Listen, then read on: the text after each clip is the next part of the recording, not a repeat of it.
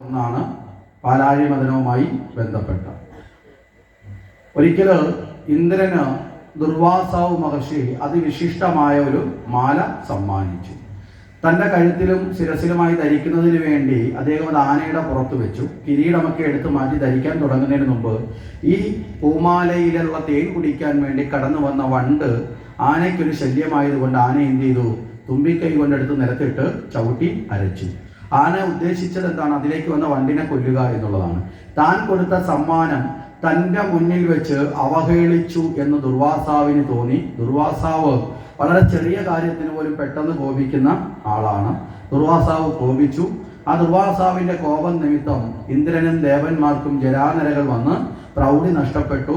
സർവ്വവിധമായ ഐശ്വര്യങ്ങളും ഇല്ലാണ്ടായി. അതോടുകൂടി ഐരാവതം എന്ന് പറഞ്ഞ് ഇന്ദ്രൻ സഞ്ചരിച്ചു വന്ന ആന വരെ നഷ്ടപ്പെട്ടു. അങ്ങനെ സർവ്വവിധമായ ഐശ്വര്യങ്ങൾ നഷ്ടപ്പെട്ട് ജരാനരകൾ കൊണ്ട് വലയുന്ന അവസ്ഥയിൽ ദേവന്മാരെ അസുരന്മാര് പരാജയപ്പെടുത്തി. അങ്ങനെ ദേവന്മാര് യാതൊരു രക്ഷയുമില്ലാത്ത അവസ്ഥയിൽ എത്തിച്ചേർന്നു. ഈ ഒരു അവസ്ഥയിൽ ദേവന്മാരെല്ലാവരും കൂടി പോയിട്ട് നേരെ ഭഗവാനെ സമീപിച്ചു. ബ്രഹ്മാവിൻ്റെ അടുത്ത് വിഷ്ണുവിനെ സമീപിച്ചു. എന്തെങ്കിലും ഒരു പോംവഴി കാണണം, ഞങ്ങളുടെ ഈ ദുർഗതിയിൽ നിന്ന് മാറ്റണം എന്ന് പറഞ്ഞു. അങ്ങനെ ആ ദുർഗതിയിൽ നിന്ന് മാറ്റുന്നതിന് വേണ്ടിയിട്ട് അവിടെ ഭഗവാൻ പറഞ്ഞത് പാലാഴി കടയാൻ പറഞ്ഞു. ആ പാലാഴിയിൽ ദിവ്യമായ ഔഷധങ്ങൾ കൊണ്ടിടണം. ഔഷധങ്ങളെല്ലാം അതിൽ ഇട്ടതിന് ശേഷം മന്ദരപർവ്വതത്തെ കടകോലാക്കി വാസുകി എന്ന സർപ്പത്തെ അതിൻ്റെ ചരടാക്കി മാറ്റി ആ പാലാഴി കടയണം. ദേവന്മാർ ചോദിച്ചു, വിഷ്ണു അങ്ങനത്തെ ഞങ്ങളെ പരിഹസിക്കുകയാണോ? കാരണം പാലാഴി കടയാൻ മന്ദരപർവ്വതത്തെ കൊണ്ടിട്ട് വാസുകിയെ കയറാക്കി എന്നൊക്കെ പറഞ്ഞത് വരെ കൊള്ളാം. പക്ഷെ പാലാഴി കടയാനുള്ള ആരോഗ്യം ഇപ്പം ഞങ്ങൾക്കുണ്ടോ? കാരണം ഞങ്ങൾ ജരാനരകൾ കൊണ്ട് അവശരാണ്. അപ്പോഴാണ് വിഷ്ണു പോംവഴി പറഞ്ഞു കൊടുത്ത് എന്ത് ചെയ്യണം? നിങ്ങൾ അസുരന്മാരെ പോയി കണ്ടിട്ട് അവരുടെ സഹായം ചോദിക്കണം. അസുരന്മാരുമായിട്ട് അത്ര രമ്യമാണോ? അല്ല, ശത്രുഭാവമാണ്. പക്ഷെ ഭഗവാൻ പറഞ്ഞ സ്ഥിതിക്ക് പോവാതിരിക്കാൻ പറ്റുമോ? പോയേ പറ്റൂ. അപ്പൊ ഭഗവാൻ പറഞ്ഞു, അത് മാത്രമല്ല, പോകുന്ന സമയത്ത് അവരെന്തെങ്കിലും തടസ്സം പറയുക സ്വാഭാവികമാണ്. കാരണം നിങ്ങളും അവരോട് കാണിക്കുന്ന അത്ര നല്ല കാര്യമൊന്നുമല്ല. മത്സരന്മാർ മാത്രമല്ല കുഴപ്പക്കാര്. ഇടയ്ക്കിടയ്ക്ക് ദേവന്മാർ അങ്ങോട്ട് പോയി എന്ത് ചെയ്യും? അവർക്കിട്ട് കുത്തു കൊടുക്കാറുണ്ട്. അതുകൊണ്ട് എന്താ കാരണം? നമ്മൾ അങ്ങോട്ട് പെരുമാറുന്നതിനനുസരിച്ചല്ലേ തിരിച്ച് പ്രതികരണം ഉണ്ടാവുന്നത്, ഇല്ലേ? നമ്മൾ ഒരാളോട് എങ്ങനെയാണോ പെരുമാറുന്നത് അതനുസരിച്ച് അയാൾ പ്രതികരിക്കും. അപ്പൊ അയാൾ പ്രതികരിക്കുന്നത് മാത്രം കുറ്റമെന്ന് പറയാൻ പറ്റുമോ? മനസ്സിലായില്ലേ? നമ്മുടെ പ്രവൃത്തിയുടെ പ്രതിഫലനമാണ് ജീവിതത്തിൽ വരുന്ന സുഖവും ദുഃഖവും. നമ്മുടെ പ്രവൃത്തിയെ മറച്ചു പിടിച്ചിട്ട് ഞാൻ കേമനാണ്, സുഖവും ദുഃഖമാണ്, കുഴപ്പമെന്ന് പറഞ്ഞിട്ട് കാര്യമുണ്ടോ? ഇല്ല. അപ്പം നമ്മുടെ പ്രവൃത്തിയെ കൃത്യമാക്കണം. ഇത് പറയുമ്പോഴൊരു ഉദാഹരണം കൂടി സൂചിപ്പിക്കാനുള്ളത്, നമ്മുടെയൊക്കെ പല വീടുകളിലെയും ഫ്രണ്ടിൽ ഇപ്പോൾ ഗുരുവായൂരപ്പൻ ഈ വീടിൻ്റെ ഐശ്വര്യം, കൊട്ടാരക്കര ഗണപതി ഈ വീടിൻ്റെ ഐശ്വര്യം, ചക്കുളത്തമ്മ ഈ വീടിൻ്റെ ഐശ്വര്യം, ശബരിമല അയ്യപ്പൻ ഈ വീടിൻ്റെ ഐശ്വര്യം എന്നൊക്കെ എഴുതി വെച്ചിട്ടില്ലേ? ഉണ്ടോ ഇല്ലയോ? ഇതെല്ലാം എഴുതി വെച്ചിട്ട് വീട്ടിനകത്ത് നമ്മൾ രാവണനും കുംഭകർണനും പൂതനയും ശൂർപ്പണയുടെയും കണക്കാണ് ജീവിക്കുന്നതെങ്കിൽ ഇത് എഴുതി ഒട്ടിച്ചത് കൊണ്ട് എന്തെങ്കിലും ഐശ്വര്യ വീട്ടിലുണ്ടാവുമോ? ഉണ്ടാവുമോ? പറഞ്ഞ ആശയം മനസ്സിലായില്ലേ? ഗുരുവായൂരപ്പൻ ഈ വീടിൻ്റെ ഐശ്വര്യം എഴുതി ഒട്ടിച്ചിട്ട് അകത്ത് കംസന്റെയും പൂതനയുടെയും സ്വഭാവത്തിലാണ് നമ്മൾ ജീവിക്കുന്നതെങ്കിൽ ഗുരുവായൂരപ്പൻ വിചാരിച്ചാൽ പോലും ആ വീട്ടിൽ എന്തുണ്ടാവില്ല? ഐശ്വര്യം ഉണ്ടാവില്ല. ഉണ്ടായിട്ടുണ്ട്. ആർക്കാ? ഇത് അടിച്ച് പ്രിന്റ് ചെയ്ത് കച്ചവടം ചെയ്തവന് ഐശ്വര്യം ഉണ്ടായിട്ടുണ്ട്. അവൻ ബുദ്ധിമാനാണ്. മനസ്സിലായില്ലേ? അവന് പൈസ 20 രൂപ 30 രൂപ കിട്ടിയ അവൻ ഐശ്വര്യം ഉണ്ടായിട്ടുണ്ട്. അവൻ്റെ കുടുംബം രക്ഷപ്പെട്ടിട്ടുണ്ട്. ഇതുകൊണ്ട് ഒട്ടിച്ചിട്ട് അകത്ത് ജീവിക്കുന്ന നമ്മുടെ പ്രവൃത്തി നേരെ അല്ലെങ്കിൽ ഒരൈശ്വര്യമില്ല. അപ്പോൾ ഒരർത്ഥത്തിൽ നമുക്ക് എഴുതി വെക്കാൻ ഏറ്റവും നല്ലത് നമ്മുടെ പ്രവൃത്തി നമ്മുടെ വീടിൻ്റെ ഐശ്വര്യം. മനസ്സിലായില്ലേ? നമ്മുടെ പ്രവൃത്തിയാണ് നമ്മുടെ ഐശ്വര്യം. അത് തന്നെയാണ് ഇവിടെ ദേവന്മാരെ ആരും ഓർമ്മിപ്പിക്കുന്നത്? ഭഗവാൻ ഓർമ്മിപ്പിക്കുന്നത്. എന്നിട്ട് ഒരു ആവശ്യത്തിന് വേണ്ടി ഒരു ആപദ്ധർമ്മം എന്ന നിലയിൽ നിങ്ങൾ എന്തു പറയണം? വിഷ്ണു ഭഗവാൻ പറഞ്ഞിട്ടാണ്, ഞാൻ പറഞ്ഞിട്ടാണ് നിങ്ങളുടെ സഹായത്തിന് വന്നതെന്ന് പറയണം. എന്താ കാരണം? വിഷ്ണു പറഞ്ഞാൽ അസുരന്മാരെ കേൾക്കുമോ? കേൾക്കും. ഈ സന്ദർഭത്തിൽ അതിൻ്റെ കാരണം പ്രഹ്ലാദന്റെ മകനായ വിരോചനന്റെ പുത്രനായ ഇന്ദ്രസേനനാണ് ഈ സമയത്ത് ആര്? അസുരന്മാരുടെ രാജാവ്. മനസ്സിലായില്ലേ? അപ്പോൾ ഭഗവാൻ നരസിംഹ സ്വരൂപത്തിൽ വന്ന് ഹിരണ്യകശിപുവിനെ വധിക്കുന്ന വേളയിൽ പ്രഹ്ലാദന് കൊടുത്തൊരു അനുഗ്രഹമാണ്. പ്രഹ്ലാദൻ വരവൊന്നും വേണ്ടാന്ന് പറഞ്ഞെങ്കിലും ഭഗവാൻ അങ്ങോട്ട് കുറച്ച് സഹായം പറഞ്ഞു. അതിലൊന്നാണ് നിന്റെ 7 തലമുറ എൻ്റെ കൈകളിൽ സുരക്ഷിതമായിരിക്കും. മനസ്സിലായില്ലേ? 7 തലമുറ. അപ്പൊ അങ്ങനെ നോക്കുമ്പോൾ 2ാമത്തെ തലമുറയല്ലേ വിരോചന്റെ പുത്രൻ, മകന്റെ മകൻ. മനസ്സിലായില്ലേ? എന്താ ഈ 7 തലമുറ എന്ന് പറയുന്നത്? ഈ 7 തലമുറയിൽ നമ്മളിപ്പോൾ ഒരു ഈശ്വരീയ കർമ്മം ചെയ്താൽ, അത് ഈശ്വരീയ കർമ്മം ആയിക്കോട്ടെ, നല്ലതായിക്കോട്ടെ, മോശമായിക്കോട്ടെ, നിങ്ങൾ ചെയ്യുന്ന ഒരു കർമ്മത്തിന്റെ ഫലം നിങ്ങളുടെ 7 തലമുറ അത് ഓട്ടോമാറ്റിക്കായിട്ട് ബാധിക്കും. മനസ്സിലാവുന്നുണ്ടോ? ഇപ്പോൾ നിങ്ങൾ ഈ യജ്ഞശാലയിൽ വന്നിരുന്ന് ഭഗവാനെ പ്രാർത്ഥിച്ച് മനസ്സുകൊണ്ട് പ്രാർത്ഥന നടത്തുന്നതിൻ്റെ പുണ്യം നിങ്ങളിലല്ല നിൽക്കുന്നത്. നിങ്ങൾക്ക് മുന്നോട്ടും നിങ്ങൾക്ക് പിന്നോട്ടും 7 തലമുറകളെ ബാധിക്കും. നിങ്ങളുടെ പിതൃക്കൾക്കും സായുജ്യമാകും, നിങ്ങൾക്കുണ്ടാകുന്ന അനന്തരാവകാശികൾക്കും അതിൻ്റെ പുണ്യം വന്നു ചേരും. 7 തലമുറ വരെ നമ്മുടെ ഈ ശരീരത്തിൻ്റെ ജീവസംബന്ധിയായ നമ്മുടെ സ്വഭാവ സംസ്കാരാദി ഗുണങ്ങൾ അനുവർത്തിക്കപ്പെട്ട് അത് നഷ്ടപ്പെടാതെ നിലനിൽക്കും. അതാണ് DNA ടെസ്റ്റിലൂടെ ഇന്ന് അല്ലേ 7 തലമുറ വരെ DNA ജീവിത രീതിയിലൂടെ ഒരാളിൻ്റെ സ്വഭാവം അത് നിലനിൽക്കുമെന്നൊക്കെ ഇന്ന് ശാസ്ത്രം പറയുന്നതിൻ്റെ മറ്റൊരു വ്യാഖ്യാനമാണ് അത്തരത്തിൽ പറയപ്പെടുന്നത്. അപ്പോൾ അതുകൊണ്ട് ഇന്ദ്രസേനൻ തയ്യാറാകുമെന്ന് ഭഗവാൻ പറഞ്ഞു. ചെന്ന് അസുരന്മാരോട് ചെന്ന് കാര്യം പറഞ്ഞു. അസുരന്മാരിൽ കുറേ പേര് പറഞ്ഞു വിശ്വസിക്കരുത്, ദേവന്മാരെപ്പോഴും ചതിയന്മാരാണ്, സ്വന്തം കാര്യം നേടിയെടുക്കാൻ വേണ്ടി ഏത് തന്ത്രവും പ്രയോഗിക്കുവാര് ഇന്ദ്രനും കൂട്ടാളികളും അനുഭവമാണ് എന്നൊക്കെ പറഞ്ഞു. പക്ഷേ വിഷ്ണു പറഞ്ഞു എന്നൊരു വാക്ക് വന്നപ്പോൾ ഇന്ദ്രസേനൻ പറഞ്ഞു ഞങ്ങൾ വരാം. മനസ്സിലായില്ലേ? ഒരു കരാറ് വെച്ചു, കിട്ടുന്നതിൽ തുല്യമായി പങ്കിട്ടെടുക്കണം. മനസ്സിലായോ? എല്ലാവർക്കും അവകാശം ഉണ്ടാവണം. അവസാനം പാലാഴി കടയിലുണ്ടെങ്കിൽ വെറുതെ കടയിൽ ദേവന്മാർ വരത്തില്ലല്ലോ, എന്തെങ്കിലും ഒരു ഉദ്ദേശം ഉണ്ടാവും. അവിടെ പാലാഴി കളഞ്ഞ് അമൃതെടുക്കുന്ന കാര്യം ആരും പറഞ്ഞിട്ടില്ല, ദേവന്മാര് അസുരന്മാരോട് പറഞ്ഞില്ല. മനസ്സിലായില്ലേ? പലതും കിട്ടും, അപ്പൊ നിങ്ങൾക്കും ഗുണമുണ്ട് ഞങ്ങൾക്കും ഗുണമുണ്ട്, ഇത്രേ പറഞ്ഞിട്ടുള്ളൂ. അന്നേരം പറഞ്ഞു കിട്ടുന്നത് 50-50 തുല്യതയിൽ എടുക്കണം. അവിടെ വന്ന് അവസാനം കാലുമാറരുത്. ശരി, ഇന്ദ്രൻ പറഞ്ഞു കുഴപ്പമില്ല, സമ്മതിച്ചു എന്ന് പറഞ്ഞു. അങ്ങനെ നേരെ പാലാഴി കടയാനെത്തി ദിവ്യ ഔഷധങ്ങളൊക്കെ അതിലിട്ടു. മന്ദരപർവ്വതത്തെ കൊണ്ടുവരാൻ വേണ്ടി ശ്രമിച്ചു, എടുത്തിട്ട് പൊങ്ങാത്ത അവസ്ഥ വന്നു. ഗരുഡന്റെ സഹായത്തോടു കൂടി മന്ദരപർവ്വതത്തെ ഉറപ്പിച്ചു. അത് കഴിഞ്ഞ് വാസുകി എന്ന 5 തലയോടുകൂടിയ സർപ്പത്തെ കൊണ്ടുവന്നു. ആ സർപ്പത്തെ അതിൽ കയറ് പോലെ ചുറ്റി 2 ഭാഗത്താക്കി. ഇനി 2 ഭാഗത്ത് 2 പേരും ഒരുമിച്ച് അസുരന്മാരും ദേവന്മാരും ചേർന്ന് നിന്ന് വലിക്കുവോ? ഇല്ല. അപ്പൊ എന്ത് ചെയ്യണം? 2 ഭാഗത്തായിട്ട് നിൽക്കണം. അപ്പോ ദേവന്മാരെ സംബന്ധിച്ചിടത്തോളം ഒരു പ്രശ്നം ഉണ്ടായി. എന്താ പ്രശ്നം? തലയുടെ ഭാഗം പിടിക്കാനുള്ള ആരോഗ്യമില്ല, തലയുടെ ഭാഗത്തുള്ള വെയിറ്റ് കൂടുതൽ.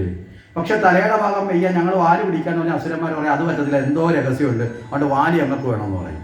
മനസ്സിലായില്ലേ? ഇനി തല പിടിക്കാൻ ചെന്നാൽ അസുരന്മാർ. അപ്പം അസുരന്മാരെ സംബന്ധിച്ചോളം അവർ എപ്പോഴും മറ്റുള്ളവനെ നോക്കി ജീവിതം ചിട്ടപ്പെടുത്തുന്നവനാണ്. കാരണം സ്വബുദ്ധി പ്രകാശിപ്പിക്കുന്നവനല്ല അസുരൻ. മനസ്സിലാവുന്നുണ്ടോ? അസുരന്മാർക്കുള്ള ഒരു കുഴപ്പമെന്ന് വെച്ചാൽ അസുരന്മാരെപ്പോഴും സ്വബുദ്ധിയെ പ്രകാശിപ്പിച്ച് ജീവിതത്തിൽ മുന്നോട്ട് പോകുന്നില്ല. അസുരനും മനുഷ്യനും ഒക്കെ നമ്മുടെ ഉള്ളിൽ തന്നെയാണെന്ന് നമ്മൾ പറഞ്ഞിരുന്നു ഒരു ദിവസം, ഓർമ്മയുണ്ടോ? നമ്മൾ പുറത്തുള്ള പൂച്ചാട്ടിയാണ് അസുരൻ ഒന്നും വിചാരിക്കരുത്. കൊമ്പും തലയും വാലുള്ളതല്ല, നമ്മുടെ ഉള്ളിൽ തന്നെയുള്ള ദുർഭാവമാണ് അസുരഭാവം, നമ്മളിൽ തന്നെയുള്ള നന്മയുള്ള ഭാവമാണ് ദേവഭാവം. നമ്മൾ അസുരനിലേക്ക് പോകണോ ദേവനിലേക്ക് പോകണോ എന്ന് ആര് തീരുമാനിക്കണം? നമ്മൾ സ്വയം തീരുമാനിക്കണം. അപ്പോ ഇവിടെ അസുരഭാവം എന്ന് പറഞ്ഞാൽ എന്താ? പുറമേ ഉള്ള നോക്കിക്കൊണ്ട്. നമ്മുടെ നാട്ടിൽ ചില ആൾക്കാർ ചോദിക്കത്തില്ലേ, അവന് കാറുണ്ട് അപ്പൊ എനിക്കും വേണം, അവൻ വലിയ വീട് വെച്ച് എനിക്കും വേണം. മനസ്സിലാക്കില്ലേ? അത് സ്വന്തം കഴിവനുസരിച്ച് സ്വന്തം പ്രാപ്തി അനുസരിച്ച് ജീവിതത്തിൽ ചിന്തിക്കുന്ന ആളാണോ? അതിനാണ് നാട്ടിലൊരു പഴഞ്ചൊല്ല് പറയും, ആന പിണ്ടമിടുന്ന കണ്ടിട്ട് അണ്ണാൻ എന്ത് ചെയ്യരുത്? ആവശ്യമില്ലാത്ത പണിക്ക് പോകരുത്. എന്താ കാരണം? അവനവന്റെ നിലവാരം മനസ്സിലാക്കി, അവനവന്റെ കഴിവ് മനസ്സിലാക്കി, അവനവന്റെ ജീവിതത്തെ മനസ്സിലായില്ലേ സന്തോഷത്തോടെ ജീവിക്കണം. ഇല്ലാതെ വേണ്ടാത്തതൊക്കെ വാരി വലിച്ചു വെച്ച് മറ്റുള്ളവരോടൊപ്പം മത്സരിക്കാൻ പോയി ജീവിതത്തിന്റെ ആനന്ദം കളയുന്നതല്ലേ ഇന്നത്തെ നമ്മുടെ ജോലി? ഇല്ലേ? പറഞ്ഞ മനസ്സിലായില്ലേ? മറ്റുള്ളവരെ നോക്കിയല്ല നമ്മൾ ജീവിക്കേണ്ടത്. നമ്മൾ എന്തുണ്ടോ നമ്മുടെ ജീവിതത്തിന്, നമ്മുടെ ജീവിതം എങ്ങനെയാണോ അതിനെക്കുറിച്ച് ചിന്തിച്ച് ജീവിതത്തിൽ മുന്നോട്ട് പോയാൽ സമാധാനത്തോടെ ജീവിക്കാം. മനസ്സിലാവുന്നുണ്ടോ? ഇന്ന് പലരും മത്സരിക്കുകയാണ്. അവനുണ്ടെങ്കിൽ എനിക്കും വേണം. അവനുള്ളതിൻ്റെ അവസ്ഥയാണോ നമ്മുടേത്? നമ്മുടെ അവസ്ഥയാണോ വേറൊരാളുടേത്? ആണോ? അല്ല, വ്യത്യസ്തമായിരിക്കും. അപ്പോൾ അവനവനിലെ തൃപ്തിയാണ് ജീവിതത്തിൻ്റെ ഏറ്റവും വലിയ സമ്പത്തെന്ന് ധരിക്കണം. ശരി, ഇവിടെ ഈ സമ്പത്ത് പലതരത്തിലുണ്ട്. ആ സമ്പത്തുകളുടെ പുറകിലുള്ള ഓട്ടമാണ് നമ്മളിന്ന് രാവിലെ ഉച്ച സമയത്ത് അതൊന്ന് പറഞ്ഞങ്ങ് പോയിരുന്നു. ആ സമയത്ത് ഇതൊന്ന് കറക്റ്റ് ചെയ്യാം. എന്താ സമ്പത്ത് എന്ന് പറഞ്ഞാൽ ജീവിതത്തിൽ എന്താണ്? ഇപ്പം നമ്മൾ ധരിച്ചു വെച്ചിരിക്കുന്നത് സമ്പത്ത് എന്നുള്ളത് നമ്മൾ കറൻസി കൊണ്ടുണ്ടാക്കുന്ന സാധനങ്ങളൊക്കെയാണ് സമ്പത്ത്, അല്ലേ? നമ്മുടെ നാട്ടിലെ ഏറ്റവും വലിയ സമ്പന്നൻ എന്ന് കൽപ്പിക്കുന്നത് ആരെയാ? വലിയ വീടുണ്ട്, ഒരുപാട് കാറുണ്ട്, അയാളുടെ കയ്യിൽ എപ്പോഴും പണമുണ്ട്, വീട്ടിലുള്ള എല്ലാവരും നല്ല സ്വർണ്ണ ആഭരണങ്ങളൊക്കെ ധരിച്ച്, ഇല്ലേ? അയാൾ നല്ല വസ്ത്രം, ഇതൊക്കെയാണ് നമ്മൾ സമ്പന്നൻ എന്ന് പറയുന്നത്. ശരിയല്ലേ? നാട്ടിലൊരു സമ്പന്നനുണ്ടോ എന്ന് ചോദിച്ചാൽ, ഇപ്പം നിങ്ങളോട് ചോദിക്കാം ചൂരക്കോട്ട് നാട്ടിലെ ഏറ്റവും വലിയ സമ്പന്നൻ ആരാന്ന് ചോദിച്ചാൽ നിങ്ങൾ എന്ത് ചെയ്യും? ഏ ഏറ്റവും വലിയ ഉദ്യോഗവും വീടും പണവും ഒക്കെ ഉള്ള ഒരാളുടെ വീട് ചൂണ്ടിക്കാണിക്കും, ശരിയല്ലേ? ആണോ അല്ലയോ? അപ്പോൾ പണം മാത്രമാണോ സമ്പത്ത്? അല്ല. പണം മാത്രമാണ് സമ്പത്തെന്ന് കരുതിയെടുത്താണ് നമ്മുടെ മനുഷ്യത്വം നഷ്ടപ്പെട്ടത്. മനസ്സിലായില്ലേ? നമ്മളിലുള്ള നല്ല മൂല്യങ്ങൾ പലതും നഷ്ടപ്പെട്ടു. പണം വേണ്ട എന്നല്ല, പണം വേണം. ഇപ്പൊ ഈ യജ്ഞം നടക്കണമെങ്കിലും പണം വേണം. നിങ്ങൾ വഴിപാടായി സമർപ്പിച്ചുള്ള അരിയും എണ്ണയും നിങ്ങൾ കൊടുക്കുന്ന ധനവും ഇതൊക്കെ കൊണ്ട് യജ്ഞവും നടക്കുന്നത്, ശരിയല്ലേ? ക്ഷേത്രത്തിൽ പൂജാതികൾ നടക്കുന്നത് ധനം, ഇതെല്ലാം വേണം. പക്ഷെ അമിതമായി ധനം മാത്രമാണ് സമ്പത്തെന്ന് ധരിച്ചപ്പോൾ ചെയ്തു മറ്റു പല സദ്ഗുണങ്ങളും നമ്മളിൽ നിന്ന് ഇല്ലാണ്ടായി. നമ്മൾ പ്രാധാന്യം കൊടുക്കാതെ വന്നു, ശ്രദ്ധയില്ലാതെ വന്നപ്പോൾ അത് വികസിക്കാതെ വന്നു, അത് മുരടിച്ചു, അത് നഷ്ടപ്പെട്ടു, കൊഴിഞ്ഞു പോകുന്ന അവസ്ഥ വന്നു. നമ്മൾ സമ്പത്തിനെ കുറിച്ച് ജീവിത സമ്പത്തുകൾ പലതരത്തിലുള്ള സമ്പത്തുണ്ട്. അടിസ്ഥാനപരമായി 2 തരത്തിൽ സമ്പത്തിനെ തിരിക്കാം. ഒന്ന് ആസുരിക സമ്പത്ത്, മനസ്സിലായില്ലേ? 2 ആസുരികമല്ലാത്ത. ഇനി ആസുരികമല്ലാത്തതിനെ വീണ്ടും 2ആയിട്ട് തിരിക്കാം. മാനുഷിക സമ്പത്ത് എന്ന് പറയാം, മറ്റൊന്ന് ദൈവിക സമ്പത്ത്. അങ്ങനെ നോക്കിയാൽ 3 സമ്പത്തുണ്ട്. ഒന്ന് ആസുരിക സമ്പത്ത്, രണ്ടാമത്തത് മാനുഷിക സമ്പത്ത്, മൂന്നാമത്തത് ഒരാൾക്കും ഒരു ശബ്ദമില്ലെന്നേ. സത്യത്തിൽ ഞാൻ നിങ്ങളുടെ ക്ഷേത്രത്തിലെ ദീപാരാധന കഴിഞ്ഞ് നാദസ്വരം കേട്ടോണ്ടിരിക്കുമ്പോൾ നിങ്ങളിവിടെ വന്നിരുന്നു എന്നുള്ളത് ഇതിന്റെ പുറവിലിരുന്ന ഞാൻ അറിഞ്ഞത് ഇവിടുത്തെ സംസാരം കേട്ടിട്ട് അനുഭവം കൊണ്ടാണ് പറഞ്ഞത്. ക്ഷേത്ര ദീപാരാധന കഴിഞ്ഞ് നിങ്ങൾ യജ്ഞശാലയ്ക്കുള്ളിൽ കയറി എന്ന് തിരിച്ചറിഞ്ഞത് ഞാൻ ഇതിന്റെ പുറകിൽ അവിടെ ഇരിപ്പുണ്ടായിരുന്നു. അവിടെ ഇരുന്ന് ഞാൻ അറിഞ്ഞത് ഈ നാദസ്വരത്തിന്റെ ശബ്ദത്തേക്കാൾ ഉയർന്ന് നിങ്ങളുടെ ശബ്ദം അവിടം വരെ വന്നപ്പോൾ ആ ആൾക്കാർക്ക് ഇപ്പോൾ ഒരു ശബ്ദവും ഇല്ല. ഇത്ര ശുദ്ധ മനസ്സുള്ളവരാ. ആവശ്യമുള്ളതിനൊന്നും നാം ഉപയോഗിക്കരുത്. അപ്പോൾ ഒന്ന് പറയുമ്പോൾ ആവർത്തിച്ച് പറയുമ്പോൾ ഒരു ഗുണം എന്താണെന്നറിയോ? ഈ ആവർത്തിക്കപ്പെടുമ്പോൾ നമ്മുടെ മെമ്മറിയിൽ അത് പതിയും. അതിനാണ് ഇങ്ങനെ ചോദിക്കുന്നത്, മനസ്സിലായില്ലേ? നമ്മളെല്ലാവരും യജ്ഞം കേട്ട് കുറേ കഥ കേട്ടു, എല്ലാം കൊള്ളായിരുന്നു, എന്നിട്ടോ എല്ലാം മറന്നു പോയി. വല്ല ഗുണമുണ്ടോ? മനസ്സിലായില്ലേ? നമ്മൾ ഈ ജലമൊഴുകി വരുന്ന കനാലിൽ നമ്മൾ കണ്ടില്ലേ, തടയണ കെട്ടി വെക്കുന്ന ഒരു സമ്പ്രദായമുണ്ട്. എന്തിനാണ്? മുഴുവൻ ഒഴുകി പോകാതെ അല്ലേ, ഇടയ്ക്കിടയ്ക്ക് തിട്ട കെട്ടി കൊടുക്കും. കുറച്ച് വെള്ളം തങ്ങി എന്ത് ചെയ്യും? അത് ഭൂമിയിലേക്ക് ഇറങ്ങും. അതുപോലെ നമ്മൾ ഇറങ്ങണം. എന്തിനാണ് ഈ ചോദ്യം ചോദിക്കും? ചിലർ പലപ്പോഴും ചിലപ്പോൾ പറയും. ഒരിടത്താണെങ്കിൽ അതീവകരമായ രസം ഉണ്ടായി. ഒരു ദിവസം യജ്ഞത്തിന് ഭയങ്കര ഗംഭീര തുടങ്ങിയ ദിവസം, 1ാമത്തെ ദിവസം. 2ാമത്തെ ദിവസം നോക്കിയപ്പോൾ ആരും യജ്ഞശാലയ്ക്കകത്ത് വരുന്നില്ല. അപ്പോഴാണ് കമ്മിറ്റിക്കാരനൊരാൾ ഒന്ന് രഹസ്യമായിട്ട് പറയുന്നത്, ചേട്ടാ ഒരു ഉപകാരം ചെയ്യണം, പറഞ്ഞോട്ടെ, വിഷമം തോന്നില്ല. ഞാൻ എന്തോ ചേട്ടാ ചോദ്യം ചോദിക്കല്ല, അമ്മമാർക്കൊരു വിഷമം, അവർ പുറത്ത് നിൽക്കാൻ കയറുന്നില്ലെന്ന് പറഞ്ഞു. അവർ വെളിയിൽ ഇത് കേട്ടോളാം. കാരണം അവരുടെ വിഷമം ചോദ്യം ചോദിക്കുമ്പോൾ ഞങ്ങൾ ആ ഉത്തരം പറയാൻ വരുമ്പോൾ ഞങ്ങൾക്കൊരു നാണക്കേട്. അതിനല്ല ചോദിക്കുന്നത്, ആരെയും മോശക്കാരനാക്കല്ല. എന്തുകൊണ്ടാൽ ചില ചോദ്യങ്ങൾ നമ്മുടെ ഉള്ളിൽ പതിഞ്ഞാൽ അതിൻ്റെ ഉത്തരം നമ്മളിൽ നിന്ന് വിട്ടുപോകില്ല. മനസ്സിലായില്ലേ? നമ്മുടെ ചിന്ത ഒന്നുകൂടി ഉണരും. അത് ശരിയാണോ? അത് അങ്ങനെയാണോ? ഇതിനാണ് നമ്മുടെ പഠന സമ്പ്രദായം. യജ്ഞത്തിൽ പ്രസംഗമല്ല, പ്രസംഗവും പ്രഭാഷണവും ഉണ്ട്. രണ്ടും ഇല്ലേ? എന്താ ഈ പ്രസംഗവും പ്രഭാഷണം വെച്ചാൽ പലർക്കും ഇപ്പോഴത്തെ ധാരണ തിരിച്ചറിയാൻ പറ്റില്ല. ചിലർ പറയുന്നത് രണ്ടും ഒന്നിൻ്റെ പേരാണ്. അല്ല, പ്രസംഗം എന്ന് പറഞ്ഞാൽ ഒരാൾ ഉദ്ദേശിക്കുന്ന വിഷയത്തെ, മനസ്സിലായില്ലേ, അയാൾ ഉദ്ദേശിക്കുന്ന നിലയിൽ വികാരം ഉണ്ടാക്കി പ്രകടിപ്പിച്ച് തീർക്കലാണ്. അതാണ് രാഷ്ട്രീയ വേദികളും പൊതുയോഗങ്ങളും ഒക്കെ നടക്കുന്നത്. പ്രഭാഷണം യഥാർത്ഥത്തിൽ ഒരു പഠനമാണ്. അതായത് പറയുന്ന ആളിൻ്റെ ഉള്ളിലുള്ള ആശയം, ആ വിഷയം അതേപോലെ കേൾക്കുന്നവരിലും പ്രകാശിക്കണം. മനസ്സിലായില്ലേ? അതാണ് പ്രഭാഷണം. പറയുന്ന ആള് കേമനാവാനല്ല പ്രഭാഷണം. പ്രസംഗം നേരെ തിരിച്ചാണ്. പറയുന്ന ആള് കേമനാവാനാണ്. പ്രഭാഷണം പറയുന്നവനും കേൾക്കുന്നവനും അത് തീരുമ്പോൾ എന്ത് ചെയ്യണം? ഒരേ നിലവാരത്തിലെത്തണം. മനസ്സിലായില്ലേ? ഒരു സ്കൂളിൽ ഒരു അധ്യാപകൻ പഠിപ്പിക്കുന്ന പ്രസംഗമാണോ പ്രഭാഷണമാണോ? പ്രഭാഷണം ഒരു തരത്തിൽ. എന്താ കാരണം? അത് കഴിയുമ്പോൾ അധ്യാപകന്റെ ഉള്ളിലുള്ള അറിവ് അതേ കണക്കാരിലെത്തണം, വിദ്യാർത്ഥിയിലെത്തണം. എന്നാലല്ലേ അത് പഠനമാകത്തുള്ളൂ. അതുകൊണ്ടാണ് ഈ ചോദ്യങ്ങളും ചില ആവർത്തിക്കലുകളും ഒക്കെ പറയുന്നത്. പറഞ്ഞൊരു ആശയം മനസ്സിലായോ? അപ്പോൾ അവിടെ ആസുരിക സമ്പത്ത് ഒന്നാമത്തത് ഏതാ? ആസുരിക സമ്പത്ത്. രണ്ടാമത്തത് മാനുഷിക സമ്പത്ത്. മൂന്നാമത്തത് ദൈവിക സമ്പത്ത്. ഇങ്ങനെ 3 തരം സമ്പത്തുകളുണ്ട്. അപ്പോൾ അതിൽ ആസുരിക സമ്പത്ത് ഏതാണ് എന്ന് ചോദിച്ചാൽ, അധാർമികമായി യോഗ്യതയില്ലാതെ നമ്മൾ നേടുന്നതൊക്കെ എന്താണ്? ആസുരിക സമ്പത്താണ്. അർഹതയില്ലാതെ കള്ളത്തരം കാണിക്കുക, അഴിമതി നടത്തുക, മോഷ്ടിക്കുക, മനസ്സിലായില്ലേ, മറ്റുള്ളവന്റെ അപഹരിക്കുക, ചതിയിലുണ്ടാക്കുക, ഇതൊക്കെ എന്ത് സമ്പത്താണ്? അസുര സ്വഭാവത്തിലുള്ളതാണ്. അതെല്ലാം ആസുരിക സമ്പത്താണ്. ഈ ആസുരിക സമ്പത്ത് ജീവിതത്തിൽ എന്തുണ്ടാക്കും? ഒരിക്കലും മനഃശാന്തി തരില്ല. മനഃശാന്തി കിട്ടാതെ സമ്പത്തുക്കൾ ഉണ്ടായിട്ട് കാര്യമുണ്ടോ? ചിലർ പറയും ജീവിതത്തിൽ എല്ലാം നേടി, എന്തില്ല? മനസ്സിന് ഒരു ശാന്തിയില്ല. എന്താ കാരണം? അവനവന്റെ മനസാക്ഷിയിൽ തന്നെ അവനവൻ നേടിയത് മുഴുവൻ കള്ളത്തരത്തിലാണ് എന്ന് ലോകം അറിഞ്ഞില്ലെങ്കിലും ആരറിയും? അവനവന് മറക്കാൻ പറ്റുമോ? മനസ്സിലായോ? അപ്പോൾ അതാണ് ആസുരിക സമ്പത്ത്. അത് ഒരിക്കലും ജീവിതത്തിൽ ആഗ്രഹിക്കരുത്. അത് ആഗ്രഹിക്കാത്തവരൊക്കെ നമ്മുടെ നാട്ടിലുണ്ടെങ്കിൽ നമ്മുടെ നാട് സ്വർഗമാണ്. മനസ്സിലായില്ലേ? ഏറ്റവും കുറഞ്ഞ നമ്മുടെ നാട്ടിലെ മന്ത്രിമാരും MLA-മാരും പഞ്ചായത്ത് മെമ്പർ അടക്കം മേപ്പോട്ടുള്ള ഭരണാധികാരികൾ ഈ ആസുരിക സമ്പത്തിന് പുറകിൽ പോയില്ലെങ്കിൽ സാധാരണക്കാരൻ്റെ ജീവിതത്തിൽ കിട്ടേണ്ട കാര്യങ്ങളൊക്കെ കിട്ടും, നാട് പുരോഗമിക്കും, നാട്ടിൽ നടക്കേണ്ട നല്ല കാര്യങ്ങളൊക്കെ നടക്കും. മനസ്സിലായോ?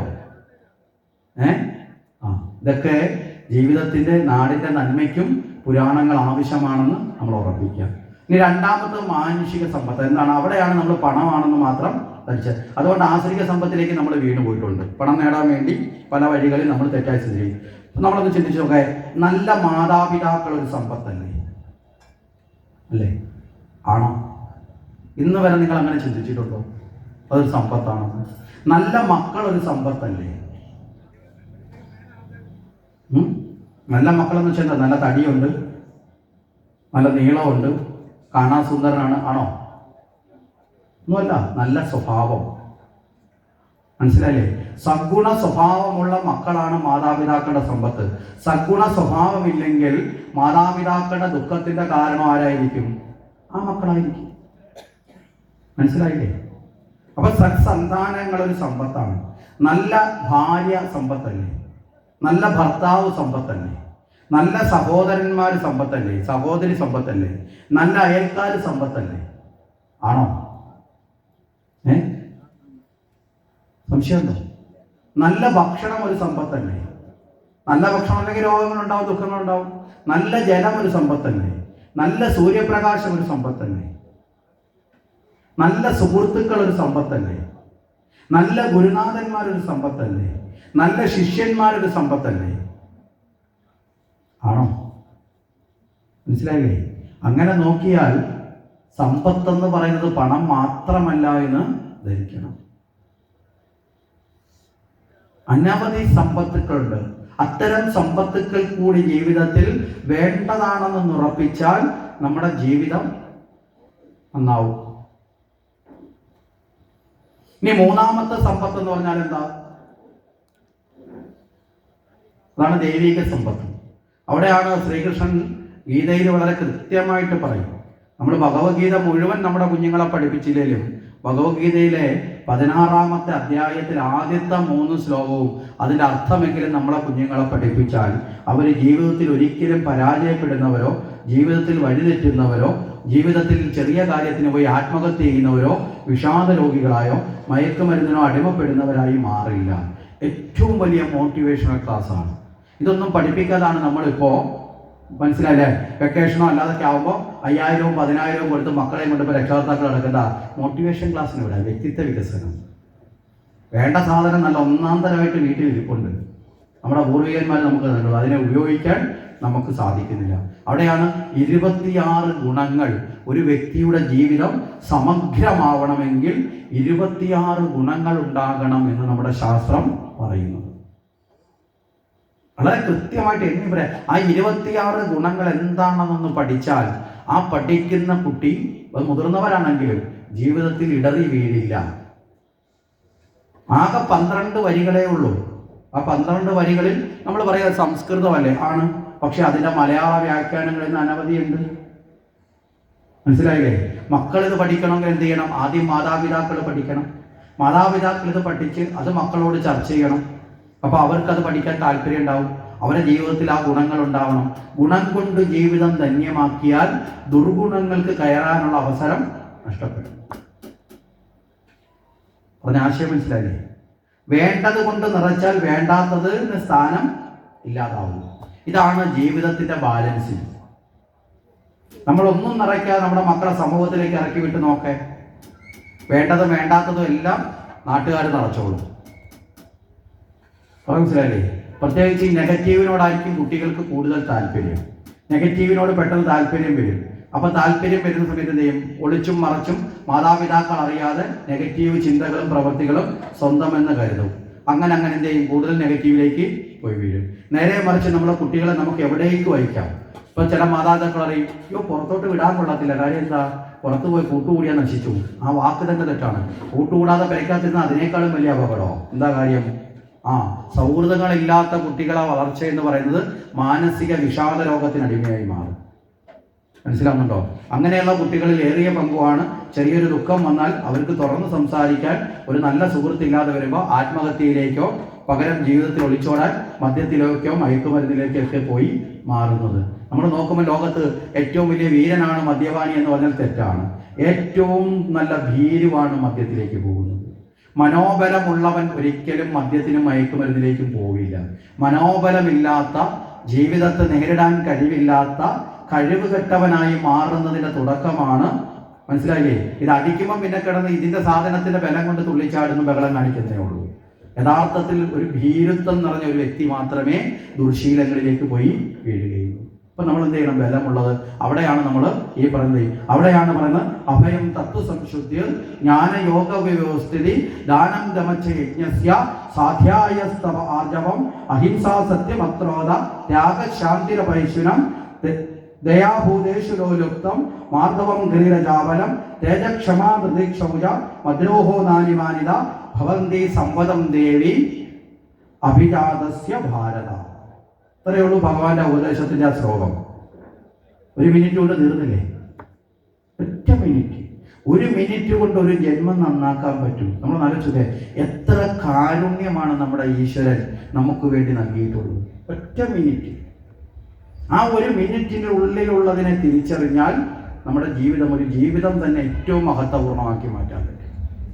അതിനുള്ള പരിശ്രമം നമ്മൾ നടത്തുക. ഈ പരിശ്രമത്തിലേക്കൊക്കെ ഉയരുമ്പോഴാണ് നമ്മളൊരു ഹിന്ദുവായി മാറുന്നത്. ഒരു ഈശ്വരൻ പറയുന്നതിനെ ഉൾക്കൊണ്ട് ജീവിക്കുമ്പോഴാണ് ഈശ്വരവിശ്വാസിയാവുന്നത്. മനസ്സിലായില്ലേ? യഥാർത്ഥ ഭക്തനാവുന്നത് ഈശ്വരൻ പറയുന്നത് കേട്ട് ജീവിക്കലാണ്. ജീവിതത്തിന്റെ ഗുണവർദ്ധനവാണ് ഭക്തി. നമ്മൾ ഉച്ചയ്ക്ക് പറഞ്ഞു അല്ലേ? ഭക്തി എന്ന് പറഞ്ഞാൽ ഗുണവർദ്ധനവാണ്. അത് വർദ്ധിക്കണം, അറിവ് വർദ്ധിക്കണം, സ്വഭാവം രൂപീകരിക്കപ്പെടണം, നല്ല ചിന്തകൾ ഉണ്ടാവണം, നല്ല പ്രവൃത്തികൾ ഉണ്ടാവണം, മാതൃകാപൂർണമായി ജീവിക്കാൻ സാധിക്കണം. ഇതൊക്കെ ജീവിതത്തിൽ നമ്മൾ കൃത്യമാക്കേണ്ട ഘടകങ്ങളാണ്. ഇവിടെ പറഞ്ഞ എന്തുകൊണ്ടാണ്? ഇവിടെ ലഭിക്കുന്നതിൻ്റെ പകുതി ഭാഗം ഇല്ലേ എല്ലാം ഞങ്ങൾക്ക് കിട്ടണമെന്ന് അസുരന്മാർ പറഞ്ഞു. എന്താ കാരണം? അസുരന്മാർ അവിടെ സമ്പത്ത് തന്നെയാണ് ആഗ്രഹിക്കുന്നത്. കിട്ടാമെന്ന് പറഞ്ഞപ്പോൾ അവിടെ കോംപ്രമൈസ് ചെയ്തു. ദേവന്മാരോട് പറഞ്ഞ് ഞങ്ങൾ തരാം. അപ്പൊ സമ്പത്ത് കിട്ടിയാൽ ശത്രുത പോലും ആര് ഉപേക്ഷിക്കും? അസുരന്മാർ ഉപേക്ഷിക്കും. അതാണ് ആശ്രിക ഭാവം. അത് നമ്മളിൽ ഉണ്ടാവുന്നത്. അപ്പൊ അങ്ങനെ പാലാഴി മദനത്തിന് വന്നു. അങ്ങനെ ഭഗവാൻ വിഷ്ണു പറഞ്ഞു, ദേവന്മാർക്ക് ശിരസിന്റെ ഭാഗം പിടിക്കാൻ പറ്റുന്നുണ്ട്. പറഞ്ഞു എന്ത് ചെയ്യണം? നിങ്ങൾ ആദ്യം പോയി ശിരസിന്റെ അടുത്ത് പോയി നിൽക്കുക. നിങ്ങൾ ആദ്യം പോയി ശിരസിന്റെ അടുത്ത് നിന്നാൽ അസുരന്മാർ ചോദിക്കുക, അതെന്താ നിങ്ങൾ അവിടെ നിൽക്കുന്നത്? അല്ല, ഞങ്ങൾ ഇവിടെ പിടിക്കും, ഞങ്ങൾ ദേവന്മാരല്ലേ എന്ന് പറയണം. അപ്പോഴേ അസുരന്മാർ പറയാൻ പറ്റത്തില്ല, അത് ഞങ്ങൾക്ക് വേണം. മനസ്സിലായില്ലേ? അസുരന്മാർ അങ്ങനെയാണ്, മറ്റുള്ളവരെ കണ്ടു അതിനെ പിന്തുടരാൻ. അപ്പോൾ ദേവന്മാരെല്ലാവരും പോയി തലയുടെ അടുത്ത് നിന്നു പിടിക്കാനായിട്ട് ഇരുന്നപ്പോൾ അസുരന്മാർ ചോദിച്ചു, അതെന്താ നിങ്ങൾ മാത്രം അവിടെ പോയി നിൽക്കുന്ന പെട്ടെന്ന് തന്നെ? അത് ഞങ്ങൾ ദേവന്മാരല്ലേ, ഞങ്ങൾ വാല് പിടിക്കുക നാണക്കരല്ലേ, കാലം ഞങ്ങൾ തലയുടെ ഭാഗത്തേ നിൽക്കുള്ളൂ എന്ന് പറഞ്ഞു. അങ്ങനെയാണെങ്കിൽ ഞങ്ങളില്ല, ഞങ്ങൾ ഈ കളിക്കില്ല, ഞങ്ങൾ തിരിച്ചു പോവാണ്, ഞങ്ങൾക്ക് തല തന്നേ പറ്റും. മനസ്സിലായില്ലേ? വിഷ്ണുവിന്റെ തന്ത്രം ഫലിക്കുന്ന നോക്കിക്കോണം. കൃത്യമായിട്ട് അസുരന്മാർ വന്ന് തലയുടെ ഭാരം ചുമന്നു. ബുദ്ധിയില്ലാത്തവന്മാർ എപ്പോഴും ജീവിതത്തിന്റെ ഭാരം ചുമക്കും. ബുദ്ധിയുള്ളവൻ അവന്റെ ബുദ്ധി ഉപയോഗിച്ച് ജീവിതഭാരം കുറയ്ക്കും. മനസ്സിലായോ? അപ്പൊ ഇവിടെ അസുരന്മാർ തലയുടെ ഭാവമായി, ദേവന്മാർ വാലഭാവമായി. പാലാഴി കടയാൻ തുടങ്ങി. ആ കടഞ്ഞു വരവേ വാസുകിയിൽ നിന്ന്, അതിന് ഞെളിവിരി കൊണ്ട വാസുകിയിൽ നിന്ന് കാളകൂട വിഷം പുറത്തേക്ക് വന്നു. ഹാലാഹലം എന്ന് പറയുന്ന വിഷം പുറത്തേക്ക് വന്നു. ഈ വിഷം പുറത്തേക്ക് വരുന്ന വേളയിൽ ഈ വിഷത്തെ പുറത്തേക്ക് വന്നു വീഴുന്ന ആ വിഷത്തെ ഭൂമിയിലേക്ക് പതിച്ചാൽ പ്രപഞ്ചനാശത്തിന് കാരണമാകും എന്നുള്ളത് കൊണ്ട് എല്ലാവരും ചേർന്ന് ആരെ ആശ്രയിച്ചു? ശിവനെ ആശ്രയിച്ചു. മഹാദേവൻ ഈ വിഷം തൻ്റെ 2 കൈകളിലായി സ്വീകരിച്ച് അത് പാനം ചെയ്തു. അല്ലേ? ഭഗവാൻ അത് കുടിച്ചു. ഇത് കുടിച്ച സമയത്ത് നമ്മൾ പിന്നെ കഥകളി കേൾക്കുമ്പോൾ നമ്മൾ വിശ്വസിച്ച് വെച്ചിരിക്കുന്നത് എന്താ? ഈ വിഷം കുടിച്ചപ്പോൾ പാർവതി പോയി കൊരോളയ്ക്ക് പിടിച്ചു, വിഷം താഴോട്ട് ഇറങ്ങിയില്ല, ഇവിടെ ഇരുന്നു. താഴോട്ട് ഇറങ്ങാതെ ഇവിടെ ഇരുന്നാലും വിഷം തന്നെയല്ലേ? അല്ലേ? അപ്പൊ അത് കഥയുടെ ഒരു ശൈലിയാണ്. അവിടെ പാർവതി ഭഗവാന്റെ കൊരോളയ്ക്കൊന്നും പിടിച്ചിട്ടില്ല. കഥാസന്ദർഭത്തിൽ ചില പൊലിപ്പിക്കലുകൾ വരാൻ വേണ്ടി കഥകളുടെ ഒരു രീതിയിൽ രചിക്കപ്പെടുമ്പോൾ അതൊരു കഥാസ്വരൂപത്തിന്റെ തലമാണ്. അതിന്റെ ആന്തരിക തത്വം അതല്ല. ഇവിടെ പാർവതി ദേവിയെ നമ്മൾ സ്തുതിക്കുന്നതിന് എങ്ങനെയാ? അന്നപൂർണേ സദാപൂർണേ ശങ്കരപ്രാണവല്ലഭേ ജ്ഞാനവൈരാഗ്യ സിദ്ധാർത്ഥം, ഇല്ലേ? ജ്ഞാനവൈരാഗ്യങ്ങൾ കൊടുക്കുന്നവളെ. ജ്ഞാനവൈരാഗ്യം കൊടുക്കണമെങ്കിൽ, ജ്ഞാനം കൊടുക്കണമെങ്കിൽ ജ്ഞാനം ഉള്ളവർക്കല്ലേ പറ്റൂ. അപ്പൊ സർവജ്ഞയായ പാർവതി ദേവി ഭഗവാന് ഈ വിഷം കൊണ്ടൊന്നും സംഭവിക്കില്ല എന്ന് അറിവില്ലാത്തവളാണോ? ആണോ? അല്ല. അപ്പോ അങ്ങനെ ഭഗവാൻ എന്തെങ്കിലും സംഭവിക്കുമെന്ന് പറഞ്ഞ് കൊറോണയ്ക്ക് പിടിക്കേണ്ട ആവശ്യമുണ്ടോ? ഇല്ല. അപ്പൊ ഈ വിഷം, കാലാഹല വിഷം ഭഗവാൻ കഴിച്ചു. അതെവിടെ നിന്നു? കണ്ഠനാളത്തിൽ നിന്നു. അതുകൊണ്ട് ഭഗവാൻ ഒരു പേരും കൂടെ കിട്ടി. എന്താ? നീലകണ്ഠൻ എന്നൊരു പേരും കൂടെ കിട്ടി. നമ്മളൊരു ശിവരാത്രി വ്രതം എടുക്കുന്നത് ഈ ഒരു സങ്കല്പത്തിലല്ലേ? അല്ലേ? അവിടെ എന്താ? ഈ കാളകൂട വിഷത്തെ കഴിച്ച് ഭഗവാൻ ലോക നന്മയ്ക്ക് വേണ്ടി സ്വന്തം ശരീരമെന്ന ഭാവത്തെ ഉപേക്ഷിച്ചില്ലേ? വിഷം കൊണ്ട് തനിക്ക് എന്തെങ്കിലും ഉണ്ടാവോ ഇല്ലയോ എന്ന് ചിന്തിക്കുകയല്ല, ലോക നന്മയ്ക്ക് വേണ്ടിയിട്ടാണ് ജീവിതം ഒഴിഞ്ഞു വെക്കണമെന്ന ത്യാഗത്തിൻ്റെയും സേവനത്തിൻ്റെയും ഏറ്റവും വലിയ മാതൃകയാണ് ശിവൻ. നമ്മളൊക്കെ എങ്ങനെയാ? നമ്മളാരെങ്കിലും നമ്മുടെ ആനന്ദം നോക്കാതെ നമ്മളാരെങ്കിലും മറ്റുള്ളവരെ സഹായിക്കുമോ? ഇല്ല. ശിവൻ അങ്ങനെയല്ല. തന്നേക്കാൾ തൻ്റെ ജീവിതം തന്നെ മറ്റുള്ളവരുടെ നന്മയ്ക്ക്, ലോക നന്മയാണ് പ്രധാനം. ലോകഹിതം മമ കരണീയം, ലോകത്തിൻ്റെ ഹിതമാണ് കരണീയം എന്ന് ചിന്തിച്ചുകൊണ്ട് പ്രവർത്തിച്ചു. ആ ഭഗവാനെ സ്തുതിച്ച്, മനസ്സിലായില്ലേ? ആ ഭഗവാനെ സ്തുതിച്ചുകൊണ്ട് ദേവന്മാരും ഋഷീശ്വരന്മാരും എല്ലാവരും ചേർന്ന് ഭഗവാനെ പ്രകീർത്തിച്ചുകൊണ്ട് ശരീരഭാവത്തെ വിട്ട് നിദ്രയൊക്കെ ഉപേക്ഷിച്ച് ഭഗവാന്റെ നാമം ജപിച്ച സുദിനമാണ് ഇത് ശിവരാത്രിയായി വരുന്നത്. അല്ലാതെ ശിവൻ എന്തെങ്കിലും അപകടം വരുമോ എന്ന് ചോദിച്ച് ശിവനെ രക്ഷിക്കാൻ വേണ്ടി വ്രതം എടുത്തു കളയുന്നു. ഇപ്പൊ പലരും വ്രതം എടുക്കുകയാണ്, ശിവൻ വിഷം കഴിച്ചില്ലേ, ഇപ്പൊ ശിവനൊന്നും വരാതിരിക്കാൻ വേണ്ടി ഞങ്ങൾ വ്രതം എടുക്കുക. അങ്ങനെയല്ല. യഥാർത്ഥത്തിൽ ശിവരാത്രി വ്രതം എന്തിനാണെന്ന് അറിയോ? ശിവരാത്രി വ്രതം ഇന്ദ്രിയ നിയന്ത്രണത്തിനുള്ള വ്രതമാണ്. ശിവം എന്ന് പറഞ്ഞാൽ മംഗളം. ജീവിതത്തിൽ മംഗളം സംഭവിക്കണമെങ്കിൽ എന്ത് വേണം? ഇന്ദ്രിയങ്ങളെ നിയന്ത്രിക്കണം. ഇന്ദ്രിയ നിയന്ത്രണങ്ങളില്ലാത്തവന് ജീവിതം ദുഷ്കരമായിരിക്കും. മനസ്സിലായോ? ഇന്ദ്രിയങ്ങൾ ഏതൊക്കെയാ? കണ്ണ്, നാക്ക്, മൂക്ക്, ത്വക്ക്, ചെവി. ഈ ഇന്ദ്രിയങ്ങളിൽ ഏറ്റവും നിയന്ത്രിക്കാൻ പ്രയാസമുള്ള ഇന്ദ്രിയം ഏതാ? നമ്മുടെ കയ്യിൽ തന്നെ ഉള്ള സാധനമാണ്. ഏറ്റവും നിയന്ത്രിക്കാൻ പ്രയാസമുള്ള സാധനം ഏതാ? നാണം കൂടാതെ പറഞ്ഞോ, ഏതാ? നാവാണ്. ഏറ്റവും പ്രയാസമുള്ള നാവാണ്. അതുകൊണ്ടാണ് ഭഗവാൻ തന്നെ ബാക്കി എല്ലാ ഇന്ദ്രിയത്തെയും പുറത്തോട്ടാക്കി തന്നു. ചെവി തന്നു, കണ്ണ് തന്നു, മൂക്ക് തന്നു, എല്ലാം തന്നു, അല്ലേ? നാവിനെ മാത്രം 2 കൂട്ടിട്ട് പൂട്ടി തന്നു. തുറക്കല്ലേ, അപകടമാണ്. ഒന്ന് പല്ലിൻ്റെ ഒരടപ്പ്. നമ്മൾ വീട്ടിൽ നല്ലതുപോലെ കടിക്കുന്ന പട്ടിയെ തൊടലിട്ട് കെട്ടി പിന്നെ വീട്ടിനകത്തില്ലേ വീട്ടിൽ ഒരു കൂട്ടിനകത്തോടെ ഇട്ട് പൂട്ടുന്നത് പോലെ അത്ര അപകടകാരിയാണ്. അതുകൊണ്ട് ചുണ്ടും പല്ലും 2 കൂട്ടുകൾക്കുള്ളിൽ ഇട്ട് തന്നു. കാര്യം ആവശ്യമില്ലാതെ തുറക്കരുത്. കാര്യം നാവ് ഉപയോഗിച്ചിട്ടല്ലേ നമ്മൾ ലോകത്ത് ഏറ്റവും കൂടുതൽ ശത്രുവിനെ നേടിയിട്ടുള്ളത്. മനസ്സിലായില്ലേ? നാവ് ശരിയാവണ്ണം ഉപയോഗിച്ചാൽ അത് സരസ്വതിയായും, നാവ് ശരിയാവണ്ണം അല്ലെങ്കിൽ അത് ദുർഭാവത്തിലും മാറും. ഒരേ സമയത്ത് തന്നെ 2 ഭാവം ജനിപ്പിക്കുന്നതാണ് നാവ്, അല്ലേ? കേൾവിക്ക് ആധാരമായ ശബ്ദത്തിൽ നല്ലതും ചീത്തയെന്നുള്ളതില്ലേ ശബ്ദം, അല്ലേ? ഉണ്ടോ ഇല്ലയോ? നല്ലതും ചീത്തയും എന്ന് പറഞ്ഞ് 2ഉം ഉണ്ടാകുന്ന ശ്രവണത്തിന് ആധാരമായ വിഷയം ഉണ്ടാകുന്നത് 2ഉം നാവിൽ നിന്നല്ലേ? പ്രിയ അപ്രിയങ്ങൾ 2ഉം നാവിൻ്റെ ഭാഗമല്ലേ? നമ്മളിന്ന് കംസന ചരിതം പറഞ്ഞു പ്രിയ അപ്രിയങ്ങളെ കുറിച്ച്. നാരദൻ വന്ന് പ്രിയം പറഞ്ഞു കൂടെ വന്ന് കംസനെ കൊണ്ട് കുരുക്കിലെത്തിക്കുന്നതൊക്കെ പറഞ്ഞു. മനസ്സിലായില്ലേ? ഇതാണ് ദേവീ ഭാഗവത്തിൽ മധുകൈടവ നിഗ്രഹം എന്നൊരു ചരിത്രത്തിൽ പറയുന്നത്. കർണമലത്തിൽ നിന്ന് ജനിച്ച അസുരന്മാരെ കുറിച്ച് വർണ്ണിക്കുമ്പോൾ. അപ്പൊ ഈ നാവിനെ നിയന്ത്രിക്കാൻ യഥാർത്ഥത്തിൽ ഈ കഴിച്ച കാളകൂട വിഷം എവിടെയാണ് നിൽക്കുന്നത്? നാവിൻ്റെ ആരംഭത്തിലാണ് നിൽക്കുന്നത്, കണ്ഠത്തിലാണ്, അല്ലേ? അപ്പോ ഈശ്വര ചിന്തയോടുകൂടി ധർമ്മബോധത്തോടു കൂടി നാവ് പ്രവർത്തിച്ചാൽ, മനസ്സിലായില്ലേ, ആ ഇന്ദ്രിയം ജീവിതത്തിൽ ആനന്ദത്തെ, നേരെ മറിച്ച് വിഷമയമായി അത് ഉയർന്നു വന്നാൽ എന്ത് പറ്റും? നാശം ഉണ്ടാവും. അപ്പൊ നാവെന്ന ഇന്ദ്രിയത്തെ നിയന്ത്രിക്കാനുള്ള സൂചനയാണ് ശിവരാത്രി. നാവിനെ മാത്രമല്ല മറ്റിന്ദ്രിയങ്ങൾ ഏറ്റവും പ്രയാസമുള്ളത് കൊണ്ടാണ്, അവിടെയാണ് ആ നാവിൻ്റെ വിഷം പോലും അതുപോലെ എന്തായി ശിവൻ എന്ന സങ്കല്പത്തിൽ ഭഗവത് സങ്കല്പത്തോടെ ചേർന്ന് അത് ശുദ്ധീകരിക്കപ്പെട്ടു. അതുകൊണ്ടാണ് കണ്ഠനാളത്തിൽ അത് അപകടമായിട്ടാണോ അലങ്കാരമായിട്ടാണോ നിൽക്കുന്നത്? അലങ്കാരമായി മാറി. അപ്പം നമുക്കും നമ്മുടെ ഭാഷ അല്ലെങ്കിൽ നമ്മുടെ നാവ് എന്നത് അലങ്കാരമാവും. എപ്പോൾ? നല്ല ബോധത്തോടെ ഈശ്വര ചിന്തയോടുകൂടി നാവിനെ ഉപയോഗിച്ചാൽ. അതുകൊണ്ടാണ് ശിവരാത്രി വ്രതത്തിൽ സഹസ്രനാമ ജപം 5 യാമങ്ങളിൽ, അല്ലേ? അത് കഴിഞ്ഞുള്ള സമയം എന്താ വേണ്ടത്? നമശിവായ ജപം. ഇപ്പൊ പലരും വ്രതം എടുക്കുക. ആകപ്പാടെ എന്താ വ്രതം ചോദിച്ചാൽ പറയും ഒരിക്കലും ഒന്ന് രാത്രി ഉറങ്ങരുത്. 2 കാര്യം ശരീരത്തിന്റെ കാര്യമാണ്. ഏത് വ്രതം? ഏകാദശി എന്ന് വെച്ചാൽ ഒരിക്കലും ഊണില്ല. നമുക്കെല്ലാം ഇപ്പോൾ ഊണില്ല. സപ്താഹം എന്ന് വെച്ചാൽ 7 ദിവസം 3 നേരം ഭക്ഷണം. നമ്മുടെ എല്ലാ വ്രതങ്ങളും ഇങ്ങനെയാണ്. ഷഷ്ടി വ്രതം എന്ന് വെച്ച് കഴിഞ്ഞാൽ അന്ന് പടച്ചോറ് മാത്രം. ഇതല്ല വ്രതം എന്ന് പറഞ്ഞാൽ ഉണ്ണുന്നതും ഉറങ്ങുന്നതും അല്ല വ്രതത്തിന് പ്രാധാന്യം. നമ്മളിപ്പോ ഇതിനകത്ത് പോയി പെട്ടുപോയി.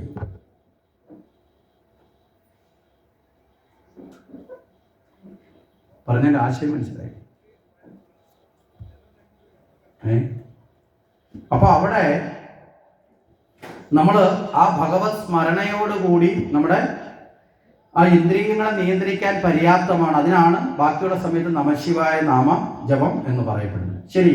അപ്പൊ അത്തരത്തിൽ കാളകൂട വിഷം കഴിച്ചു. അത് കഴിഞ്ഞിട്ട് പിന്നീട് പലതും ഉയർന്നു വന്നതിൽ പലതും വിഷ്ണുവിന്റെ അടുത്തേക്ക് ലക്ഷ്മി ദേവി പോയി, കൗസ്തുഭം ഭഗവാന്റെ കഴുത്തിലേക്ക് വന്നു. അതുപോലെ മറ്റു പലതും ഐരാവതം വന്ന് ഇന്ദ്രൻ സ്വീകരിച്ചു, വാരുണി ദേവി വന്നു, അസുരന്മാർ സ്വീകരിച്ചു. ഇങ്ങനെ പലതും ഉയർന്നു വന്നു. അതിനിടയിൽ വെച്ച് മന്ദരപർവ്വതം താഴേക്ക് താഴാൻ തുടങ്ങി. ഈ സമയത്ത് ഭഗവാൻ വിഷ്ണു സ്വയം തന്നെ കൂർമ്മം അവതാരമെടുത്ത് ആമയുടെ രൂപത്തിൽ വന്ന് പർവ്വതത്തിന്റെ അടിയിൽ വന്ന് പർവ്വതത്തെ താങ്ങി നിർത്തി. അതാണ് ഭഗവാന്റെ കൂർമ്മ അവതാരം എന്ന് പറയുന്ന അവതാരം. അപ്പോഴത്തേക്ക് അസുരന്മാരും ദേവന്മാരും രണ്ടുപേരും തളരാൻ തുടങ്ങി. ഭഗവാൻ തന്റെ ചൈതന്യത്തെ ശക്തിയെ എല്ലാവരിലേക്കും പ്രവേശിപ്പിച്ചു. അതിനെ അജിതാവതാരം എന്ന് പറയും. എല്ലാവരിലും തുല്യമായി ഭഗവാന്റെ ശക്തി പ്രവർത്തിച്ചു തുടങ്ങി. അവർ ഊർജ്ജസ്വലമായി വീണ്ടും പാലാഴി കടഞ്ഞു. അവസാനം അമൃത് പൊങ്ങി വന്ന അമൃതം കൊണ്ട് നേരെ അസുരന്മാര് കയ്യൂക്കുള്ളവൻ കാര്യക്കാരൻ കൊണ്ടുപോയ സമയത്ത് അസുരന്മാര് അജ്ഞാനത്തിൽ പെടുന്നവരാണെങ്കിലും കാര്യം സാധിച്ചു കൊണ്ടുപോയി. ദേവന്മാര് നിരാശരായി വിഷ്ണുവിനെ സമീപിച്ചു. വിഷ്ണു ഭഗവാൻ മോഹിനി രൂപത്തിൽ മോഹിനിയായി മാറി, അല്ലെ? സ്ത്രീഭാവത്തെ ധരിച്ച് നേരെ ഇവിടുത്തെ മോഹിനി എന്ന് പറയുന്ന വാക്കിനർത്ഥം മോഹിപ്പിക്കുന്നവൾ, ഭ്രമിപ്പിക്കുന്നവൾ എന്നാണ്. അപ്പൊ ബാഹ്യ സൗന്ദര്യം ജീവിതത്തെ ഭ്രമിപ്പിച്ചാൽ, ആന്തരികമായ യാഥാർത്ഥ്യത്തെ മറന്നുകൊണ്ട് നമ്മൾ ഭ്രമിച്ചാൽ പലപ്പോഴും ജീവിതത്തിൽ ദുഃഖം വരുമെന്ന് അസുരന്മാരെ ഉദാഹരിച്ച് പഠിപ്പിക്കുകയാണ്.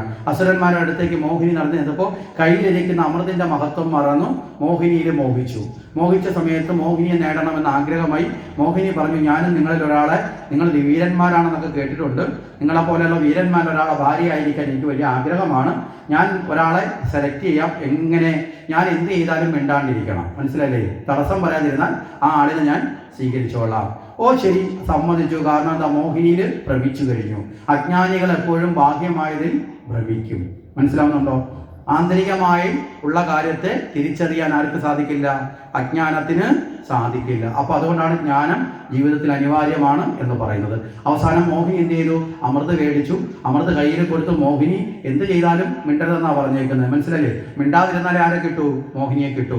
അയാൾ നേരെ ദേവന്മാർക്ക് വിളമ്പാൻ തുടങ്ങി. അസുരന്മാരെ മുന്നിൽ വെച്ച് തന്നെ വിളമ്പുന്ന സമയത്ത് ഒരസുരൻ മാത്രം ഇതിൽ നിന്ന് ചാടി. അസുരൻ ചാടി ദേവന്മാരുടെ വേഷം ധരിച്ച് ഇടയിൽ പോയി സൂര്യൻ്റെയും ചന്ദ്രൻ്റെ ഇടയിലിരുന്നു. അമൃത് കിട്ടി പാനം ചെയ്തു. അപ്പോഴേക്ക് സൂര്യചന്ദ്രന്മാർക്ക് മനസ്സിലായി ഇവൻ നമ്മുടെ ആളല്ല. തിരിച്ചറിഞ്ഞു.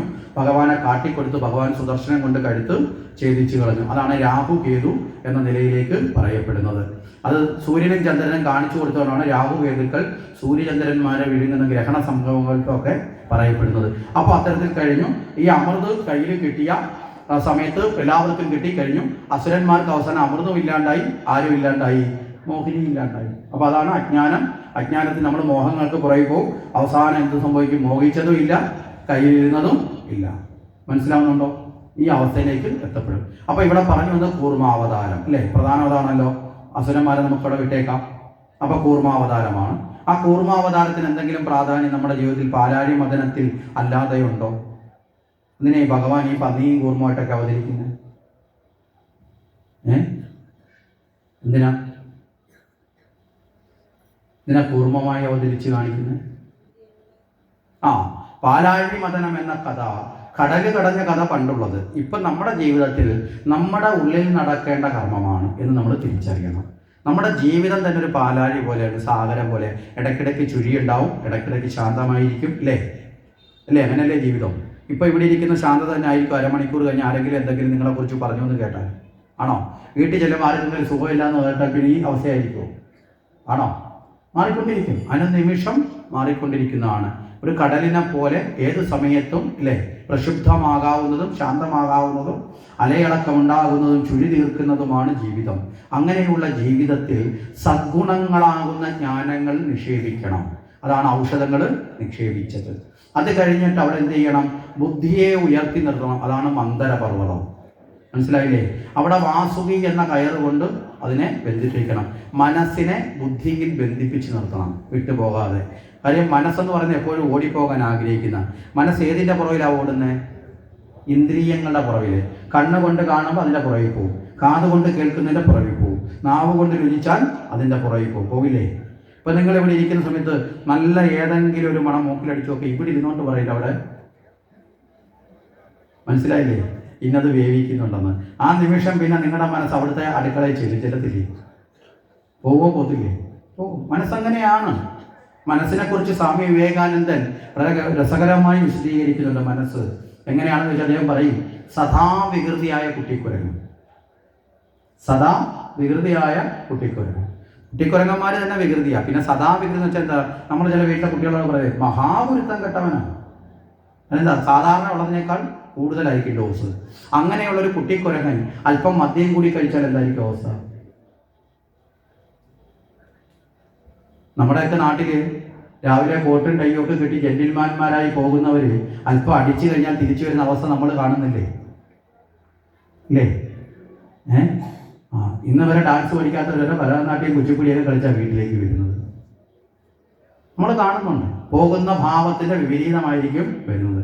ചില ആൾക്കാരുണ്ട് വീടുകളിലൊക്കെ രാവിലെ ചെന്ന് കഴിഞ്ഞാൽ വാ തുറന്ന് നോക്കണം നാക്കുണ്ടോന്ന് അറിയാൻ. വൈകുന്നേരത്തെ ഇച്ചിരി അടിച്ചിട്ട് വന്നു കഴിഞ്ഞാൽ ഉണ്ടല്ലോ, പിന്നെ മൈക്ക് ഓഫ് ചെയ്യണമെങ്കിൽ ബോധം പോകണം. റോഡിൽ കൂടെ പോയാൽ പിടിച്ചു നിർത്തി കാര്യം പറയും. നമ്മൾ പകൽ എന്നിട്ട് ചെന്ന് ചോദിച്ചു നോക്കെ, നേരെ വിപരീതങ്ങളെല്ലാം പ്രവർത്തിക്കും. അപ്പോഴാണ് ഈ കുരങ്ങന്റെ അവസ്ഥ. ഇനി അങ്ങനെ ഒരു കുരങ്ങന്റെ ദേഹത്തേക്ക് ഒരു ചെകുത്താനും കൂടെ കയറിയാലോ? പറയാൻ പറ്റുമോ? ഇതാണ് സാധാരണക്കാരൻ്റെ മനസ്സിന്റെ അവസ്ഥ. ഈ അവസ്ഥയിൽ നിന്ന് മോചിക്കപ്പെടണം, നിയന്ത്രിക്കപ്പെടണം. മനസ്സിലായില്ലേ? ഇതാണ് സ്വാമി വിവേകാനന്ദ മനസ്സിനെ കുറിച്ച് പറയുന്നത്. അപ്പോൾ ആ മനസ്സിങ്ങനെ പോകും. അപ്പോൾ ആ മനസ്സിനെ പോകാതിരിക്കാൻ ചുറ്റി അതിനെ രണ്ട് ഭാഗങ്ങളിൽ നിന്നുകൊണ്ട് രാഗദേശങ്ങളാകുന്ന നന്മ തിന്മകളാകുന്ന രണ്ട് ഭാഗങ്ങളിൽ രണ്ട് ഭാഗത്തിൽ നിന്നുകൊണ്ട് എന്ത് ചെയ്യണം? അതിനെ കടയണം. അത് കടയുമ്പോൾ അതിൽ നിന്ന് ജ്ഞാനം ഉയരും, അമൃത്. ആ സമയത്ത് ബുദ്ധി എപ്പോഴെങ്കിലും താഴ്ന്നു പോകാൻ ശ്രമിക്കും. ആ സമയത്ത് എന്ത് ചെയ്യും? അവിടെ പരമാത്മബോധം, അതാണ് കൂർമ്മം. മനസ്സിലായില്ലേ? പരമാത്മബോധത്തിലേക്ക് ഉയർത്തി നിർത്തണം. ഇവിടെ ഇന്ദ്രിയ നിയന്ത്രണത്തിൻ്റെ ഒരു തത്വമാണ്. പരമാത്മബോധത്തിലേക്ക് നിയന്ത്രിക്കാൻ ഉയർത്തി നിർത്താൻ വേണ്ടി എന്തിനാ കൂർമ്മം വന്നതെന്ന് ചോദിച്ചാൽ, കൂർമ്മത്തിന് 6 അംഗങ്ങൾ ഉള്ളിലേക്ക് വലിക്കാനുള്ള കഴിവുണ്ട്. ലോകത്ത് അങ്ങനെ കഴിവുള്ള ഏക ജീവി ഏതാ? ആമ. മനസ്സിലായില്ലേ? വെറുതെ അല്ല. ആമയ്ക്ക് 6 അംഗങ്ങൾ. ഏതൊക്കെ 6 അംഗങ്ങൾ? 2 കാല്, 2 കൈ, 1 വാല്, തല. 2 കാലും 2 കൈയും വാലും ഇന്ദ്രിയങ്ങളാണ്, പഞ്ച ഇന്ദ്രിയങ്ങളാണ്. തല എന്ന് പറയുന്നത് മനസ്സിൻ്റെതാണ്. ഇതിനെ ഉൾവലിച്ച്, മനസ്സിലായില്ലേ? ഉൾവലിച്ച് ബാഹ്യമായ വിഷയങ്ങളിലേക്ക് പോയി കാട് കയറാതെ ഏക ശ്രദ്ധയിൽ നിന്ന് ബുദ്ധിയെ ഉറപ്പിച്ചു നിർത്തി നമ്മുടെ ജീവിതത്തെ കടഞ്ഞ് ജീവിതത്തിലുള്ള സദ്ഗുണങ്ങളെ ഉയർത്തിക്കൊണ്ടുവന്ന് ദുർഗുണങ്ങളെ പുറത്ത് കളഞ്ഞു. മനസ്സിലായില്ലേ? ഇനി ഉയർന്നു വരുന്ന ദുർഗുണങ്ങളിൽ അപകടകരമാവുമ്പോൾ സാക്ഷാൽ ശിവനെ പോലെയുള്ള ഭഗവാനെ ആശ്രയിച്ച് എങ്ങനെയാണോ കാളകൂട വിഷം ശുദ്ധീകരിച്ചത് അതുപോലെ ഭഗവത് ആശ്രയം കൊണ്ട് അതിനെ ശുദ്ധീകരിച്ച് അങ്ങനെ നന്മകളെ ഉയർത്തി ജ്ഞാനമാകുന്ന അമൃത് നേടണം. അതാണ് പാലാഴി മദനം. ഈ കൂർമാവതാരം അവിടെ നിൽക്കുന്നില്ല. ഈ കൂർമാവതാരത്തിന് അതീവ പ്രാധാന്യമുള്ളതാണ്. നിങ്ങൾ ക്ഷേത്രങ്ങളിലൊക്കെ പോയാൽ പല ക്ഷേത്രങ്ങളിലും ഈ വിളക്ക്, വലിയ വിളക്ക് സ്ഥാപിക്കുന്നതിൻ്റെ അടിയിൽ ആമയുടെ രൂപമുണ്ട് അല്ലേ? ക്ഷേത്രത്തിലെ ഷടാധാര പ്രതിഷ്ഠ നടത്തുമ്പോൾ ക്ഷേത്രത്തിൻ്റെ ആ ഭൂമിക്കടിയിലേക്ക് 6 ആധാരങ്ങൾ സ്ഥാപിക്കുന്നതാണ് ഷടാധാരം എന്ന് പറഞ്ഞത്. അതിനകത്ത് കൂർമ്മത്തിൻ്റെ രൂപത്തിൽ ഈ പാറ കൊത്തി പ്രതിഷ്ഠിക്കും. എന്താ കാര്യം? ഇന്ദ്രിയ നിയന്ത്രണമുള്ളവന് മാത്രമേ ഈശ്വരഭാവത്തെ അനുഭവിക്കാൻ സാധിക്കുകയുള്ളൂ. അതുകൊണ്ടാണ് വിഷ്ണു സഹസ്രനാമത്തിൽ ഒരു വരിയുണ്ട്, ഭഗവാനെ സ്തുതിക്കുന്ന അധോക്ഷജൻ. അധോക്ഷജൻ ഇന്ദ്രിയങ്ങളെ ഉൾവലിച്ചവൻ. ഇതുകൊണ്ടാണ് ക്ഷേത്രത്തിലെ പൂജാതി കർമ്മങ്ങൾക്കും അവിടുത്തെ ആധ്യാത്മിക കാര്യങ്ങൾക്ക് നേതൃത്വം കൊടുക്കുന്ന പൂജാരി നിലത്തിരിക്കാതെ കൂർമ്മപ്പലകയിലിരിക്കണം എന്ന് പറയുന്നത്. മനസ്സിലാകുന്നുണ്ടോ? ആ കൂർമ്മപ്പലകയാണ്. ഇപ്പോൾ കൂർമ്മപ്പലക മാറി മാറി ഇപ്പോൾ ആവണിപ്പലകയും പീഠമൊക്കെ ആയി മാറി. യഥാർത്ഥത്തിൽ കൂർമ്മപ്പലകയാണ്. കൂർമ്മപ്പലക നമ്മൾ കാണുമ്പോൾ അറിയാം, ഒരു തല പോലൊരു സാധനം. നമ്മൾ വിചാരിക്കുന്നത് വീശരി പോലെ, വീശരിയുടെ കണക്കല്ല, തലയുടെ പ്രതീകമാണ്. അത് ഇങ്ങനെ വന്നിട്ട് പുറകിലൊരു വാല്, 4 കാലുകൾ അതിനുണ്ടാകണം. പണ്ട് കറക്റ്റായിട്ട് അത് ഉണ്ടാക്കുന്ന ആൾക്കാരുണ്ടായിരുന്നു. ഇപ്പോൾ കൂർമ്മപ്പലക എന്താ കാരണം? ഇന്ദ്രിയ നിയന്ത്രിച്ചുകൊണ്ട് മനസ്സിനെ അടക്കി വേണം പൂജാരി കർമ്മം ചെയ്യാൻ. അതുകൊണ്ടാണ് അതിനെ ജയിച്ചവൻ എന്ന അർത്ഥത്തിലാണ് പലകയുടെ മേലെ ഇരുന്നാൽ മാത്രം പോരാ, ഈ ഇരിക്കുന്ന തത്വം ഇതാണെന്ന ബോധത്തിൽ ഇരുന്ന് പൂജ ചെയ്യണം. മനസ്സിലാവുന്നുണ്ടോ? അവിടെ ഇരിക്കുന്ന സമയത്ത് അടുത്തുകൂടെ പോകുന്നവരടുത്ത് കുശലം പറയാൻ പോലും പാടില്ല. ഇപ്പം അങ്ങനാണോ? പെടയെ കുറിച്ചൊക്കെ ചേച്ചി എന്താ താമസിച്ച്? ചേട്ടൻ വീട്ടിലുണ്ടോ? അല്ലെങ്കിൽ അത് ഇങ്ങോട്ടൊന്ന് ഇതൊന്നും പാടില്ല. ഇന്ദ്രിയ നിയന്ത്രണത്തിന്റെ പൂർണ്ണബോധത്തിൽ ഇരുന്ന് വേണം ചെയ്യാൻ. മനസ്സിലാവുന്നുണ്ടോ? അപ്പൊ അതിനാണ് കൂർമ്മതത്വം എന്ന് പറയപ്പെടുന്നത്. അപ്പൊ ആ കൂർമ്മതത്വത്തെ കുറിച്ചിട്ട് നമ്മൾ കേട്ടു. ഇനി തൊട്ടുപുറകിൽ വരുന്ന വാമനാവതാരമാണ്. നമുക്കൊന്ന് വേഗത്തിൽ ഓടിയങ്ങ് പോവാം. വാമനാവതാരം നമ്മൾ കേട്ടിട്ടുണ്ട്, മഹാബലി എന്ന രാജാവ് അല്ലേ? ഈ മഹാബലി ആരാണെന്ന് ചോദിച്ചാൽ പാലാഴി മദന സമയത്ത് അസുരന്മാരുടെ രാജാവായിരുന്ന ഇന്ദ്രസേനൻ തന്നെയാണ് മഹാബലി. മനസ്സിലായില്ലേ? ഇന്ദ്രസേനൻ എന്നാണ് യഥാർത്ഥ പേര്. വലിയ ത്യാഗം ചെയ്തതുകൊണ്ടാണ് മഹാബലി എന്ന പേര് വന്നത്. ആ ഇന്ദ്രസേനൻ രാജ്യം ഭരിച്ച് അദ്ദേഹം യാഗങ്ങൾ നടത്തി. 100 യാഗം തികഞ്ഞാൽ അദ്ദേഹത്തിന് ദേവേന്ദ്ര സ്ഥാനം സ്വയം വന്നു ചേരും. ഇവിടെ ദേവേന്ദ്രന്റെ സ്ഥാനം എന്നത് സ്ഥിരമായിട്ടുള്ളതല്ല. ഇപ്പം നമ്മുടെ നാട്ടിലൊക്കെ ഇപ്പോൾ തെരഞ്ഞെടുപ്പ് കഴിഞ്ഞില്ലേ? തെരഞ്ഞെടുപ്പ് കഴിയുമ്പോൾ എന്ത് സംഭവിക്കും? കഴിഞ്ഞ വർഷം ഇരുന്ന അതേ മെമ്പർ തന്നെ ഈ വർഷം ഇരിക്കുമോ? ഇല്ല. ഈ വർഷം ജയിച്ചാൽ അയാൾക്ക് ഇരിക്കാം, ഇല്ലെങ്കിൽ അയാൾ മാറും. ഞാൻ മാറത്തില്ല, ഞാനിവിടെ ഇരിക്കുമെന്ന് പറഞ്ഞിരിക്കാൻ പറ്റുമോ? പറ്റില്ല. അയാൾ മാറി അടുത്ത ആൾ വരും. ഇതുപോലെയാണ് സത്കർമ്മങ്ങൾ കൊണ്ട് ഗുണശാലിയായ ആള് എന്തായി വരും? ഇന്ദ്ര പദവിയിലേക്ക് വരും. അപ്പൊ നിലവിലുള്ള ഇന്ദ്രൻ മാറണം. അപ്പൊ 100 യാഗം പൂർത്തീകരിച്ചാൽ ഇന്ദ്ര പദവി ആർക്ക് വരും? മഹാബലിക്ക് വരും. ഇതറിഞ്ഞ ഇന്ദ്രന് തന്റെ സ്ഥാനം നഷ്ടപ്പെടാതിരിക്കാൻ തന്റെ അമ്മയുടെ അടുത്ത് പോയി കണ്ടു. അമ്മയോട് പരാതി പറഞ്ഞു. വിഷ്ണു ഭഗവാൻ കശ്യപന്റെ പുത്രനായി ജനിക്കുമെന്ന് ആർക്കറിയാം? ഇന്ദ്രനറിയാം. ആ അർത്ഥത്തിൽ തന്നെ രക്ഷിക്കാൻ ഭഗവാൻ നേരിട്ട് വരണമെന്ന് പറഞ്ഞ് വിഷ്ണുവിൻ്റെ അടുത്ത് പോയി പറയാൻ പറ്റില്ല. കാരണം വിഷ്ണു ഭഗവാന്റെ ഭക്തനാണ് ഇന്ദ്രസേനൻ. അപ്പൊ ഭക്തനെ ദ്രോഹിക്കാൻ ആര് വരില്ല? ഭഗവാൻ വരില്ല. അപ്പൊ അതുകൊണ്ടൊരു വളഞ്ഞ വഴി ഇന്ദ്രൻ സ്വീകരിച്ച് അമ്മയോട് പറഞ്ഞു. അമ്മയിലൂടെ ഈശ്വരൻ പുത്രനായി ജനിക്കുമെന്ന ആ അവസരത്തെ വിനിയോഗിച്ച് അവിടെ അമ്മ ആരെ പുത്രനാക്കി മാറ്റി? ഭഗവാനെ പുത്രനാക്കി വാമനൻ എന്ന അവതാരത്തെ കൈക്കൊണ്ടു. അങ്ങനെ വാമനാവതാരത്തിലേക്ക് വന്നു. അപ്പം നമുക്കൊരു സംശയം വരാം, ഭഗവാൻ നേരിട്ട് വന്നില്ലെങ്കിൽ ഭഗവാൻ തന്നെയല്ലേ ഇവിടെ വന്നത് അല്ലേ? എന്തുകൊണ്ടാണ് വന്നതെന്ന് ചോദിച്ചാൽ മഹാബലിയോട് എതിർപ്പുള്ളത് കൊണ്ടല്ല. മഹാബലി ഭഗവാന്റെ പരമഭക്തനാണെന്ന് ഭഗവാൻ അറിയാം. പക്ഷെ മഹാബലിയിൽ ഒരു അഹന്തയുണ്ട്. എല്ലാം കൊണ്ട് ധർമ്മിഷ്ഠനാണ്, എല്ലാ ഗുണമുണ്ട്, പക്ഷെ ഒരു ഗുണം ഇല്ല. മനസ്സിലായി? ഞാനെന്ന ഭാവമുണ്ട് അല്പം. അപ്പൊ ആ ഭാവത്തോടു കൂടി ഇരിക്കുന്ന ആള് പൂർണ്ണനല്ല. പൂർണ്ണനല്ലാത്ത ഒരാൾ ഇന്ദ്രനായി ഇരുന്നാൽ ആ അപൂർണത കൊണ്ട് അയാൾക്ക് അവിടെ അയോഗ്യത ഉണ്ടാവും. അതൊരു കാര്യം. രണ്ടാമത്തെ കാര്യം, നിലവിൽ മഹാബലി തൻ്റെ കൂടെയുള്ളവരൊക്കെ ആരാ? അസുരന്മാരല്ലേ? ഇവരുമായിട്ടുള്ള ചെങ്ങാത്തം വിട്ടിട്ടുണ്ടോ? ഇല്ല. അവരുമായിട്ടുള്ള ബന്ധുത്വം വിട്ടിട്ടുണ്ടോ? ഇല്ല. അവരോടൊപ്പം സഹകരിച്ച് നിൽക്കുന്ന ആള് ദേവേന്ദ്രനായി മാറ്റപ്പെട്ടാൽ അയാളുടെ കൂടെ മഹാബലിയുടെ കൂടെ പെട്ടിയും കിടക്കയൊക്കെ എടുത്ത് ആരും കൂടെ ചെല്ലും? എല്ലാ അസുരന്മാരും കൂടെ ചെല്ലും. നമ്മളെയൊക്കെ നാട്ടിലിപ്പോൾ തിരഞ്ഞെടുത്ത് ജയിച്ചു വരുന്ന മന്ത്രിമാർ നാട് ഭരിക്കാൻ പോകുമ്പോൾ ഇല്ലേ, സ്തുതിപാഠകന്മാരായ കുറേ പേര് കൂടെ ചെന്ന് അവർ കാര്യങ്ങളിലെല്ലാം തലയിട്ട് അവസാനം ഉള്ള സൽപ്പേര് പോലും ഇല്ലാതാക്കും. ഇതുപോലെ തന്നെ ഇവരെല്ലാവരും കൂടെ അവിടെ ചെല്ലും. അങ്ങനെ ഇവരെല്ലാം കൂടെ വന്നാൽ ആ ദേവലോകം മുഴുവൻ അസുരവർഗത്തെ കൊണ്ട് നിറയും.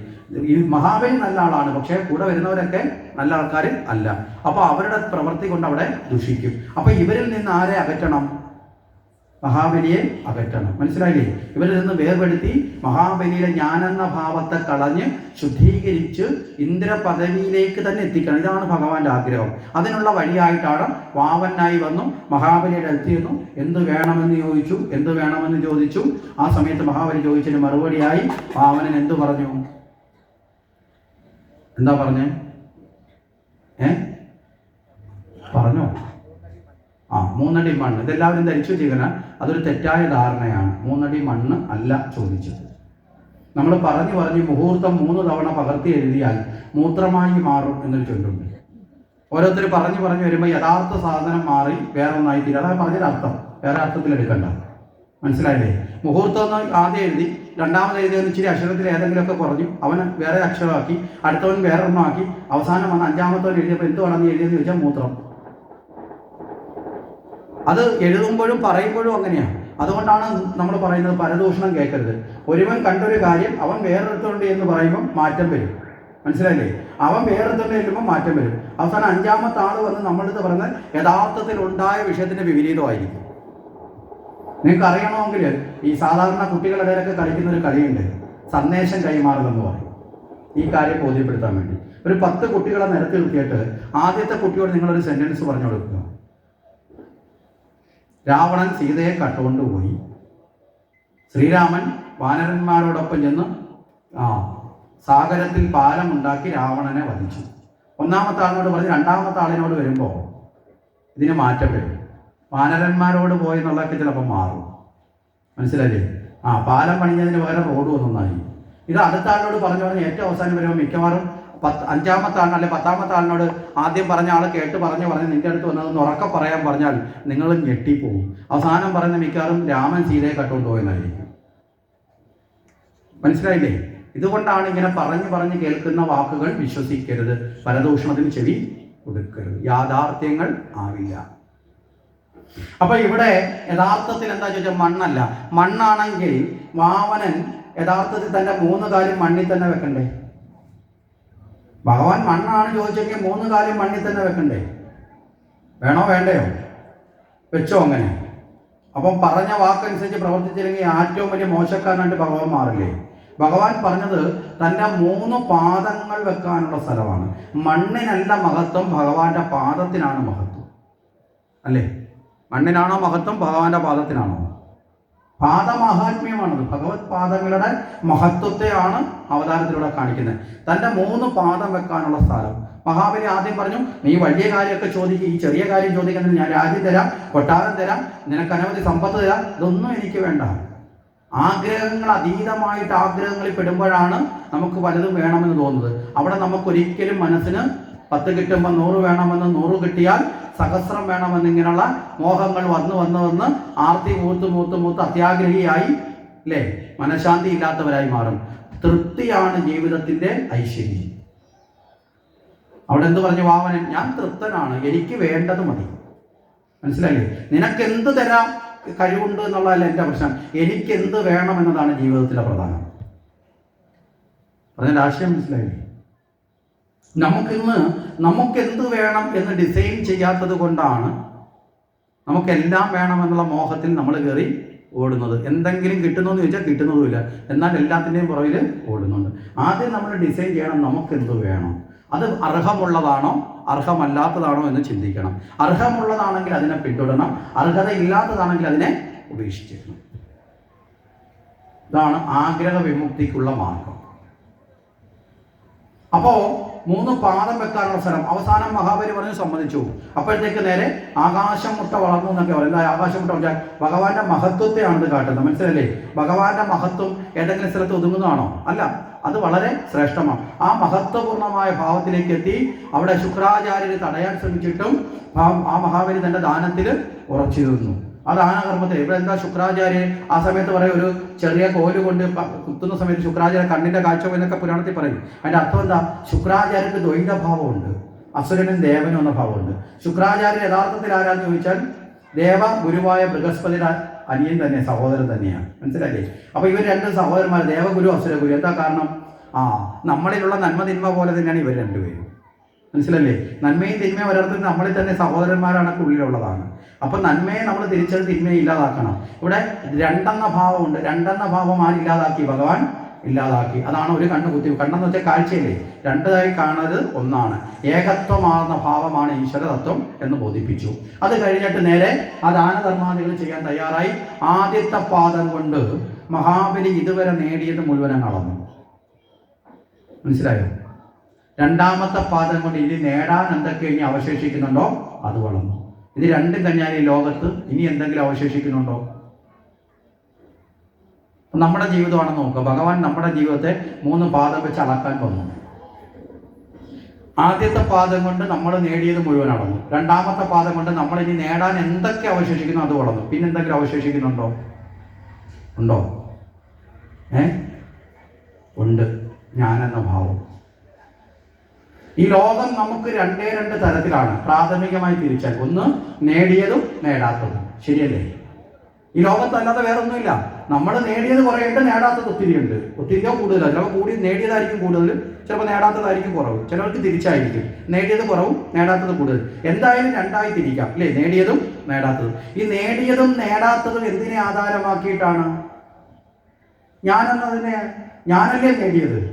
നേടി എന്നുള്ളത് ഞാൻ, എനിക്ക് സ്വന്തമായത്, സ്വന്തമാകാത്തത് നേടാത്തത്. അപ്പൊ അത് രണ്ടും കഴിഞ്ഞാൽ പിന്നെ വീണ്ടും എന്തുണ്ടാവും? ഈ നേടിയത് നേടാത്തത് വീണ്ടും ഉണ്ടാവും അല്ലേ? ഞാനെന്ന ഭാവന. അപ്പൊ ഞാനെന്ന ഭാവത്തെ ഉപേക്ഷിക്കണം. അപ്പോഴാണ് നേരെ മഹാബലിയെ ബന്ധിച്ചു. അവിടെ ഭഗവാൻ തീക്ഷ്ണമായ കാര്യങ്ങളൊക്കെ ചോദിച്ചു. മഹാബലി എന്ത് ചെയ്തു? തൻ്റെ ശിരസ് കുനിച്ചു. ഞാനെന്ന ഭാവം എവിടെയായിരിക്കുന്നത്? നമ്മൾ പറയില്ല അവന് ഭയങ്കര ഹെഡ് വെയിറ്റ് ആണ്, ഭയങ്കര തലക്കനമാണ്. അതിൻ്റെ അർത്ഥം എന്താ? തല മത്തങ്ങയുടെ അത്ര ഉണ്ടെന്നാണോ? ആണോ? തലക്കനം വെച്ചാൽ അഹങ്കാരം കൊണ്ട് മതിച്ച ശിരസ്. അതിലെ ദക്ഷചരിതത്തിൽ ദക്ഷന്റെ ശിരസ് വേർപെടുത്തി കളഞ്ഞു എന്ന് പറയുന്നത്. അഹങ്കാരം കൊണ്ട് ഞാനെന്ന ഭാവത്തെ ഉണർത്തി നിർത്തിയിരുന്ന മഹാബലിയുടെ ഞാനെന്ന ഭാവം ഭഗവാന്റെ പാദത്തിൽ സമർപ്പിച്ചു. ആത്മശുദ്ധി നേടി. മനസ്സിലായില്ലേ? വിനയത്തിലേക്ക് എത്തി. ഭഗവാൻ തൻ്റെ ഭക്തനെ അനുഗ്രഹിച്ചു, പാദം കൊണ്ട് അനുഗ്രഹിച്ചു. ഭഗവാന്റെ പാദം കൊണ്ടുള്ള അനുഗ്രഹമാണ്, ചവിട്ടി താഴ്ത്തിയിട്ടൊന്നുമില്ല. ഇപ്പോഴും നമ്മളെ നാട്ടിൽ പ്രചരിപ്പിക്കുന്നത് മഹാബലിയെ ചവിട്ടി താഴ്ത്തി, ഓണമാകുമ്പം ഗട്ടറിൽ കൂടെ ഉയർന്നു വരും. മനസ്സിലായില്ലേ? സവർണന അവർണനെ ചവിട്ടി താഴ്ത്തി എന്തൊക്കെ വൃത്തികേടുകൾ പറഞ്ഞിട്ടാണെന്നറിയാവോ നമ്മുടെ ഹിന്ദു സമൂഹത്തെ തമ്മിലടിപ്പിച്ച് മുതലെടുക്കുന്നത്. ഇപ്പോഴും നമ്മുടെ നാടുകളിൽ പ്രചരിപ്പിക്കുന്ന വലിയ പ്രചരണമാണ്. മനസ്സിലായില്ലേ? വലിയ പ്രചരണമാണ്. ഓണക്കാലമായി കഴിഞ്ഞാൽ നാട്ടിലുള്ള വേദികളിലെല്ലാം പറയുന്നതാണ് ഹിന്ദു. ഈ ഓണം എന്ന് പറഞ്ഞാൽ പിന്നോക്കക്കാരനും മുന്നോക്കക്കാരനും എന്ന് രണ്ട് വേർതിരിവുണ്ടാക്കി കൊടുക്കുക. നമ്മൾ തെറ്റായതിനെ മറക്കാൻ ശ്രമിച്ചാലും തെറ്റിൽ നിന്ന് ശരിയിലേക്ക് വന്നാലും വീണ്ടും പഴയതിലേക്ക് കൊണ്ടുപോയി കിട്ടുകയാണ്. തെറ്റായതിലേക്ക് വീണ്ടും നമ്മളെ വലിച്ചെറിയുകയാണ്. അവിടെ പറയും എന്താ? മുന്നോക്കക്കാരനായ ആള് പിന്നോക്കക്കാരനായ ആളിനെ ചവിട്ടി താഴ്ത്തി. നിങ്ങളൊക്കെ കേട്ടിട്ടുണ്ടാവും. മനസ്സിലായില്ലേ? യഥാർത്ഥത്തിൽ ഒരു പുരാണത്തിലോ ഭഗവത് തത്വം പറയുന്ന ഒരിടത്ത് പോലും ഇങ്ങനെ ഒരു സംഭവം ഇല്ല. മനഃപൂർവ്വം വളച്ചൊടിച്ചുണ്ടാക്കിയെടുത്ത കഥകൾ നമ്മളെ മേലെ ആരോപിക്കുകയാണ്. അപ്പൊ അവിടെ ഭഗവാൻ തന്റെ ഭക്തനെ ശുദ്ധീകരിച്ച് അതിനുശേഷം എന്താ പറയുന്നത്? സുധലം എന്ന ലോകത്ത് വസിക്കുക. പാതാളമല്ല, സുധലം. എന്താ സുധലത്തിന്റെ പ്രത്യേകത? ദേവന്മാർക്ക് പോലും ചെന്നു ചേരാൻ സാധിക്കാത്ത ശ്രേഷ്ഠമായ മഹായോഗികൾക്ക് മാത്രം പ്രാപ്തമായ സ്ഥലമാണ് സുധലം. അവിടെയാണ് മഹാബലി നിന്റെ മുത്തശ്ശനായ പ്രഹ്ലാദൻ വസിക്കുന്നത്. നരസിംഹമൂർത്തിയുടെ അനുഗ്രഹം നേടിയ പ്രഹ്ലാദൻ.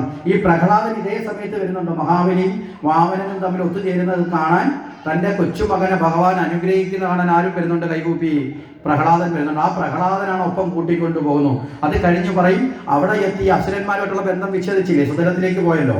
അതോടുകൂടി ആത്മശുദ്ധി വന്ന് ആ മഹത്തുക്കളോടൊപ്പം താമസിച്ച് സത്സംഗ ഗുണം വരുമ്പോ അടുത്ത മന്വന്തരത്തിൽ ഇന്ദ്രപദവി നിനക്ക് വരും.